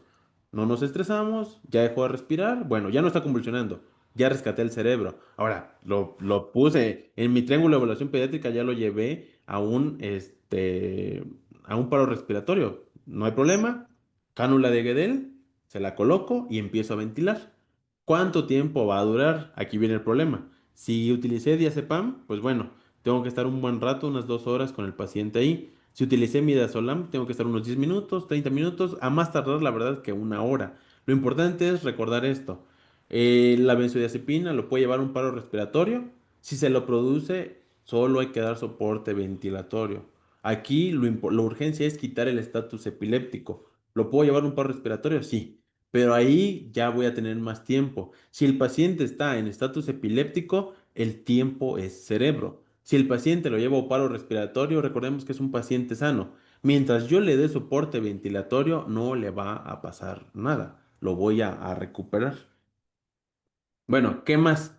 ¿Qué pasa si yo utilicé la benzodiazepina y pasan 20 minutos? No lo llevé a paro respiratorio, pero tampoco le quité la crisis epiléptica. O sea, sigue igual. Sigue tenso, sigue convulsionando, sigue con su crisis de ausencia. No lo he recuperado. Tengo que utilizar otro medicamento.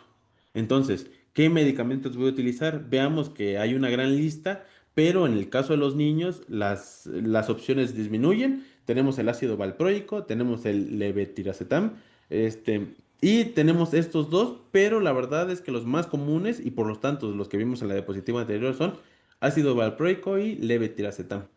En este caso, la verdad es que la mayoría de las veces con la benzodiazepina lo hacemos muy bien. Ahora, no logré quitárselo con la benzodiazepina. ¿Le paso más dosis? No. Ya, o sea, si no lo resolvió la benzodiazepina a esa dosis calculada con una dosis alta, lo siguiente es utilizar ya este medicamento. Bueno, ¿qué otra cosa es importante tener en cuenta? Recordemos, saber, vuelvo a repetir, y esto es lo más claro que debe de quedar.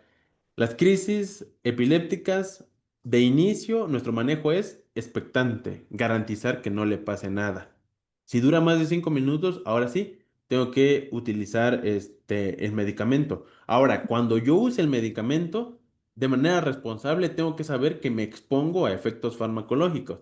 Dentro de esos, pues tengo que identificar el que más voy a utilizar. En este caso, el que más, de los que más vamos a utilizar es la benzodiazepina. De ahí podríamos utilizar el ácido valproico y en algunos casos, si la benzodiazepina no me ayudó y el ácido valproico tampoco, puedo utilizar un medicamento que se llama fenitoína. Ese también lo tenemos. Pero ¿por qué la fenitoína hace muchos años que dejó de ser de primera elección? Bueno, pues porque este medicamento tiene ciertas complicaciones y una de esas es que sí, quita las crisis convulsivas porque actúan los canales de sodio. Pero los canales de sodio no solo sirven para las neuronas, sirven para la conducción cardíaca. Entonces, ahora aquí viene una situación diferente. ¿A qué complicación me expongo con una benzodiazepina? Complicación respiratoria. ¿A qué complicación me expongo con la fenitoína? Complicación cardíaca. De las dos, ¿cuál tolera mejor el paciente pediátrico? La respiratoria. Entonces, por eso no es de primera línea, pero cuando no funciona, ya se puede utilizar. Pero aquí viene algo muy importante. En toda esta situación, recordemos lo que platicábamos en el primer módulo, saber activar a nuestro equipo. O sea, realmente esto ya se tiene que hacer. O sea, yo como primer respondiente, ¿qué tengo que hacer? Vigilar al paciente pediátrico y pedir ayuda. Ya. En el primer minuto se quita la crisis convulsiva. Bueno, damos cuidados post-crisis. ¿Qué pasa si ya lleva 5 minutos y no se recupera? Pero ya tengo a mi equipo conmigo. Ahora sí, conseguimos una vía intravenosa, investigamos hacemos la evaluación secundaria de identificar qué comió antes, qué medicamentos toma, qué le pasa, identificamos todos los datos. ¿Qué pasa si no se resuelve con el midazolam o el diazepam? Desde ahí ya tengo que llamar a un experto o prepararme para trasladar al paciente pediátrico a una unidad con más personal. Bueno, llegamos a la parte final de epilepsia. ¿Qué pasa con el tratamiento? El tratamiento va a ser a largo plazo y el pronóstico de la epilepsia depende de todo lo que hayamos hecho y de lo que hayamos encontrado en nuestra evaluación de urgencias. Entonces, lo mejor es y ojalá, que sea el tratamiento con un solo medicamento. Es muy importante educar a los padres y siempre tiene que terminar con evaluación por el especialista. La situación de urgencia nos toca a nosotros. La situación ya de epilepsia como tal, de qué medicamento va a tomar, cuántos años lo va a tomar y si se llega a curar, ya lo tiene que ver con el pediatra o con su neurólogo pediatra. Ahora, las crisis epilépticas pueden ser causadas por problemas infecciosos. Dentro de estos problemas infecciosos tenemos la meningitis bacteriana y la meningitis viral. Algo muy importante es que estamos hablando de las meninges. Recordemos que el sistema nervioso central se divide en el encéfalo, que el encéfalo tiene los hemisferios cerebrales, tiene el tallo cerebral, tiene el cerebelo, y todos estos están recubiertos por una membrana, que estas membranas van a ser las meninges. Dentro de las meninges tenemos tres capas. Ahora, de estas tres capas tenemos la aracnoides. Debajo de la aracnoides está el espacio subaracnoideo y ahí transcurre el líquido cefalorraquídeo. Podemos tener dos problemas en el sistema nervioso central, encefalitis y meningitis. Encefalitis es que hay un proceso inflamatorio a nivel del cerebro o del tallo. Y meningitis es que hay un problema inflamatorio a nivel de las meninges, donde lo que está afectado es el líquido cefalorraquídeo. Puede ser bacteriano o puede ser viral. Cuando es bacteriano, depende mucho. Los menores de 3 meses están más afectados por este tipo de bacterias y los mayores de 3 meses y hasta los 51 años aproximadamente, 55 años aproximadamente, van a tener este tipo de agentes causales. ¿Qué pasa con la etiología viral? Generalmente va a ser por un enterovirus, pero también puede ser por un herpes virus. ¿Cómo lo vamos a identificar? Pues se trata de un paciente que va a tener generalmente el signo característico es fiebre. Va a tener fiebre, va a tener irritabilidad y va a tener alteración de la conciencia. Por la cuestión de que la cuestión de que esté afectado a nivel de las meninges es que nos va a dar signos característicos. De estos signos característicos van a ser dos, el Kernick y el Brudzinski. A grandes rasgos lo importante aquí a recordar es, incluso si no saben cuáles son estos dos, que tienen que ver con maniobras que hacemos, lo importante es recordar es, el paciente va a tener rigidez nucal, va a tener rigidez a nivel de la nuca.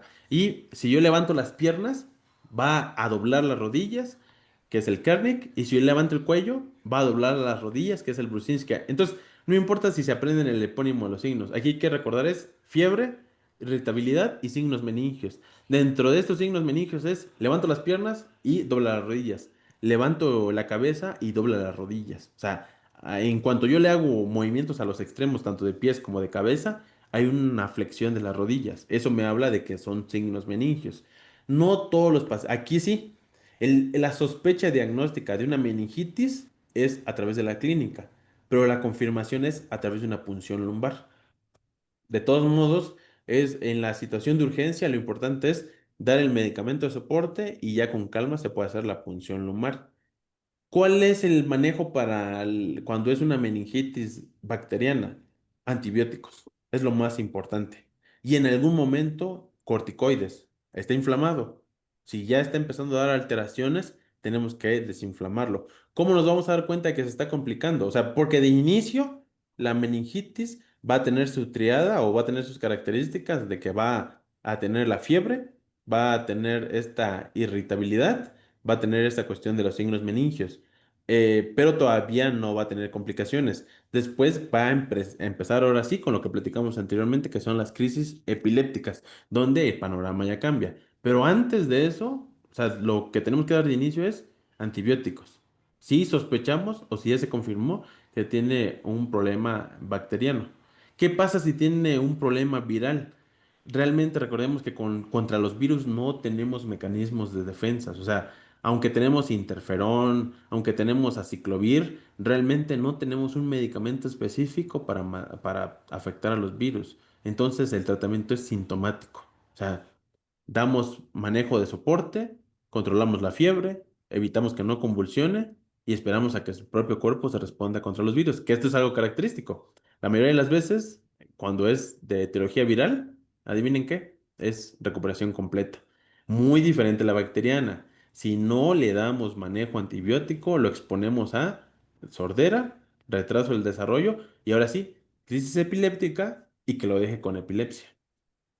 ¿Qué tenemos que recordar? Que el síndrome meningio es muy diferente a la infección del cerebro. O sea, aquí lo que está afectado es la meninges y generalmente la que nos va a dar más problemas es la bacteriana. ¿Cuándo vamos a sospechar que tengo una meningitis bacteriana? Cuando el paciente pediátrico haya estado en contacto con un paciente que ya se diagnosticó con meningitis bacteriana, alguno de sus cuidadores, que haya tenido un proceso infeccioso respiratorio no tratado a nivel ocular o a nivel respiratorio de vía aérea superior. que esté en un lugar donde sabe que hay muchos casos de meningitis bacteriana y algo muy importante, que haya tenido alguna cirugía a nivel de cabeza o que haya tenido un traumatismo craneoencefálico penetrante. Recordemos, el líquido cefalorraquídeo es un líquido transparente, se suele describir como agua de roca y es un líquido estéril, no hay nada. Hay células, pero no es normal encontrar bacterias. Ahora, ¿dónde sí tenemos bacterias? En el tracto respiratorio y en la piel. ¿Qué pasa si el paciente tiene un procedimiento y por lo tanto tiene una herida que comunica exterior con interior? Ahí sí puede haber una comunicación y puede existir la infección. Además de que tenga algún implante o que le hayan puesto alguna válvula, o sea, que comunique el cerebro con la pancita o algo así. O sea, en general, si tiene trauma craneoencefálico o si fue operado de algo de la cabeza o del cerebro, el riesgo de que desarrolle una meningitis es alto. ¿Qué pasa con las bacterias? Realmente esta tabla la pueden observar y aquí viene algo muy importante. Como tal, es buena idea saber qué lo infectó para dar un tratamiento dirigido, pero incluso si no tenemos el resultado del líquido cefalorraquídeo, o sea, su punción lumbar, o no tenemos un cultivo, vean que el tratamiento no difiere mucho. O sea, siempre y cuando sea un neonato, recordemos que la ventaja de los pacientes neonatales es que podemos utilizar ampicilina y les va muy bien. Entonces podemos utilizar ampicilina y cefotaxima o ampicilina y un aminoglucósido. Lo mejor es lo primero. ¿Qué pasa si ya no es un neonato, pero no supera los 3 meses y la agente causal es de los que están en este grupo? Pues le va a ir muy bien nuevamente con ampicilina y cefotaxima. Eh, ¿Qué pasa si tiene más de 3 meses? Ya cambia. Tiene que utilizar una cefalosporina de tercera generación y vancomicina. Aquí viene lo importante. Si el paciente tiene meningitis bacteriana, lo estamos recibiendo en una situación de urgencia donde tiene crisis epiléptica. La crisis epiléptica le damos manejo expectante, garantizamos que no le pase nada y que se recupere. Tratamos la fiebre con paracetamol o naproxeno y aquí viene lo importante, darle antibiótico. O sea, si existe la sospecha que sea meningitis bacteriana, ¿en qué casos vamos a sospechar meningitis bacteriana? Los que acabamos de decir anteriormente. O sea, si el paciente es conocido que le pusieron una válvula a nivel del cerebral, si fue operado o si sabemos que está hospitalizado por trauma craneoencefálico, es meningitis bacteriana, lo más probable, y por lo tanto hay que pasarle antibiótico. ¿Por qué no le pasamos antibiótico a la meningitis viral? Porque no le va a hacer nada. Pero entonces, en la situación de urgencia, donde no tengo todos los datos para saber si es bacteriana o viral, pero el paciente ya se está complicando, ya empezó a convulsionar, ya tiene fiebre de 39,5 y va a tardar 2 horas en llegar al hospital más cercano o va a tardar 4 horas en lo que venga un especialista, la verdad es que se puede utilizar eso, dar el tratamiento sintomático, controlar la fiebre, dar soporte vital al paciente para garantizar que no tenga un problema cardíaco ni respiratorio y utilizar los medicamentos para crisis epilépticas en caso de que dure mucho y utilizar antibiótico, sobre todo si tiene factores de riesgo para meningitis bacteriana. ¿Qué pasa si era viral y ya le pasas ceftriaxona? Pues en ese caso ya no se le continúa. O sea, eso en una situación de urgencia. O sea, recordemos que estamos tratando de salvar la vida. Ahora, si tenemos más tiempo, si tenemos al especialista, hacer los estudios y identificar si es bacteriana o viral. Ahora, ¿qué antibiótico y a qué dosis? Aquí está la tabla. La verdad es que vimos que si es neonato, la ampicilina le va de manera excelente y desde que deja de ser neonato en adelante, tenemos que utilizar una cefalosporina de tercera generación. ¿Cuáles tenemos para versión inyectable? Ceftriaxona y cefotaxima. Esta tabla la pueden ver y de ahí se pueden basar para hacer su cálculo. Luego, ¿qué pasa con la meningitis bacteriana? Entonces, si hay algo que me haga sospechar que el paciente tiene el problema de meningitis y tiene altos datos de que sea bacteriana por la cuestión de que tiene un trauma craneoencefálico, por la cuestión de que fue operado, en ese caso, vean, lo primero que tengo que hacer es, tanto si es bacteriana como virales, soporte. Muy importante, ABC, garantizar que tenga una vía aérea permeable y que esté ventilando. Si está desaturando, agregar oxígeno. Monitorización continua. Tengo que ver que el corazón esté funcionando y tener una vía intravenosa. Luego, de inicio, antes de que yo le pase antibiótico o antes de que yo le haga algo, tomarle sus estudios, su química sanguínea, su glucosa, gasometría, su hemocultivo, todo lo que le tenga que hacer y estar muy pendiente de que no haga glucosa baja, porque recordemos, está mal.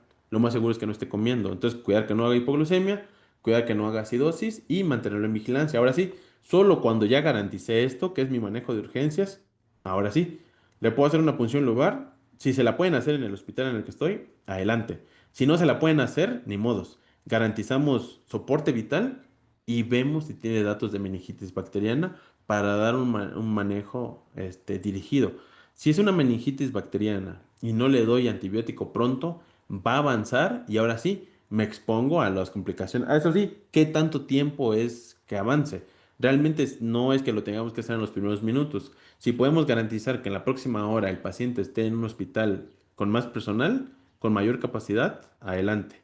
Solamente que yo lo encuentre en una situación grave en la que ya pasó mucho tiempo, o sea, ya llevo 48 horas, llevo una semana y apenas lo llevaron conmigo hasta ahorita que se complicó. En ese caso, el tiempo es cerebro y vale la pena pues hacer un manejo agresivo y ahora sí, no esperar más para dar el antibiótico. Finalmente, vamos a terminar con este tema. ¿Qué pasa con las crisis febriles? Algo muy importante es que las crisis epilépticas son una función aberrante de la conducción nerviosa, pero pueden ser causadas por muchas cosas. En los pacientes que tienen precisamente esta edad, y eso es algo muy importante, o sea, al- para, para, para decir que un paciente tiene epilepsia, tienen que cumplirse dos características. La primera, tiene que tener al menos dos crisis epilépticas y la siguiente, separadas por al menos 24 horas y no tener un desencadenante. O sea, para que yo diga que un niño tiene epilepsia, tiene que haber tenido en su vida dos crisis convulsivas y separadas. O sea, si tienen una separación de 5 minutos, no cuenta. Tiene que haber al menos 24 horas de separación y no tiene que haber un justificante. ¿Qué pasa si un paciente con 48 grados de, 40, perdón, con 40 grados de temperatura convulsiona o tiene una crisis epiléptica? En este caso tiene justificante. Entonces, hay un tema especial que es con el que vamos a terminar, que son crisis febriles en pediatría. Y en este caso es un paciente que tenga más de 6 meses, pero hasta 5 años, sin trauma craneoencefálico, sin operación craneal, sin un problema metabólico que empieza a tener una fiebre que supera los 38,5 grados, empieza con una crisis epiléptica.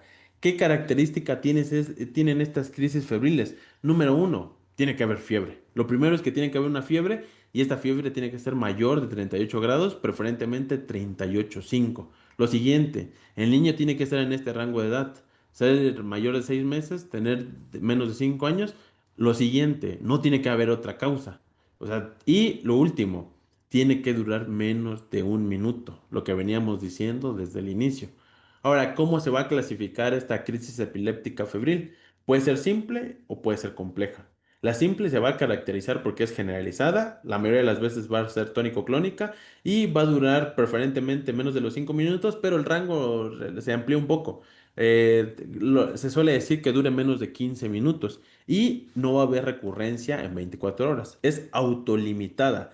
Le da una vez, le dura poco y no le vuelve a dar. Pero también puede haber una presentación compleja en la cual la crisis epiléptica es unilateral, o sea, es focal, dura más de 15 minutos o en general más de 5 minutos y le puede estar volviendo a dar. Y aquí viene algo muy importante. Se solía decir que la característica de las crisis febriles es que una vez que controlábamos la fiebre, ya no le volvía a dar en la vida a este paciente pediátrico, al menos no por esta causa. Actualmente se dice que hasta 5% de estos pacientes pueden quedar con epilepsia. Entonces, esto es algo muy importante. O sea, algunos, pocos, pero algunos de estos niños van a quedar con crisis epilépticas recurrentes. En ese caso se volvería una crisis febril compleja y ahí sí tiene que llevar seguimiento. Bueno, ¿qué tenemos que hacer en el manejo? Tenemos un paciente pediátrico que por algún motivo, por algún proceso infeccioso, por alguna situación, supera los 38 grados de temperatura y presenta una crisis febril. Va a ser autolimitada la mayoría de las veces. como va a ser autolimitada, en este caso, pues no tenemos que hacer nada en cuanto a medicamentos y manejo avanzado de la vía aérea. Realmente es vigilar que el paciente pediátrico termine su crisis epiléptica y cuando termine la crisis epiléptica, ahora sí, antipiréticos. Disminuir la temperatura de manera pronta. ¿Cómo? Medios físicos y medicamentos. ¿Cuál? Paracetamol. ¿Qué pasa si hay que utilizar otro? Paracetamol, inaproxeno o simplemente solo naproxeno. Pero lo más importante es controlar esa fiebre. Ahora, ¿qué pasa si es una crisis epiléptica compleja y dura más de 15 minutos? Controlar la fiebre, pero también controlar la crisis convulsiva. Y de los dos, ¿a quién voy a dejar hospitalizado? Al de la crisis compleja. De todos modos, el 90% de los casos o hasta 95% de los casos, la crisis febril va a durar menos de un minuto, va a ser autolimitada y en cuanto controlemos la fiebre ya no va a haber recurrencia. De todos modos, hay que recordar que estadísticamente una parte de estos niños va a tener recurrencia, por lo tanto, hay que darle datos de alarma. Y la ventaja de las crisis febriles es que estadísticamente la mayoría de las veces no va a haber recurrencia y es un paciente que va a llevar su vida de manera normal. Entonces, conclusiones para la clase del día de hoy. Las urgencias neurológicas son frecuentes, sobre todo las crisis epilépticas y también las crisis febriles. Y es muy importante no incurrir en los errores. Si se dan cuenta, dijimos qué medicamentos utilizar, pero gran parte de la clase fue qué no hacer. Entonces es muy importante no complicar más la situación del paciente. Respecto a la meningitis bacteriana, es una urgencia que requiere una atención diferente, cuidar que no haya crisis epilépticas y ver, y si es bacteriana, pues el antibiótico va a ser clave para que el paciente se recupere. Podrás dar antiepilépticos, podrás dar antipiréticos, pero si no das antibiótico, el paciente no se va a curar. Finalmente, el diagnóstico correcto y certero es clave para prevenir secuelas, tanto en las crisis epilépticas, cuando hace un estatus, la meningitis bacteriana y la crisis febril compleja, las tres tenemos que dar un manejo agresivo para prevenir secuelas. Finalmente, en este caso, se vuelve muy importante controlar a los papás cuando se dé la urgencia y sobre todo educación para los papás, educación para la salud, para que sepan cómo hacer la vigilancia con esos pacientes y sobre todo resolver sus dudas. Porque recordemos que esto es, si se dan cuenta, esto es complejo. Lo importante es saber cómo responder, cómo actuar en ese momento, pero también qué seguimiento darle, resolver en la medida de lo posible la duda de los cuidadores para poder evitar complicaciones. Entonces, por el día de hoy es todo. Damos concluida la clase.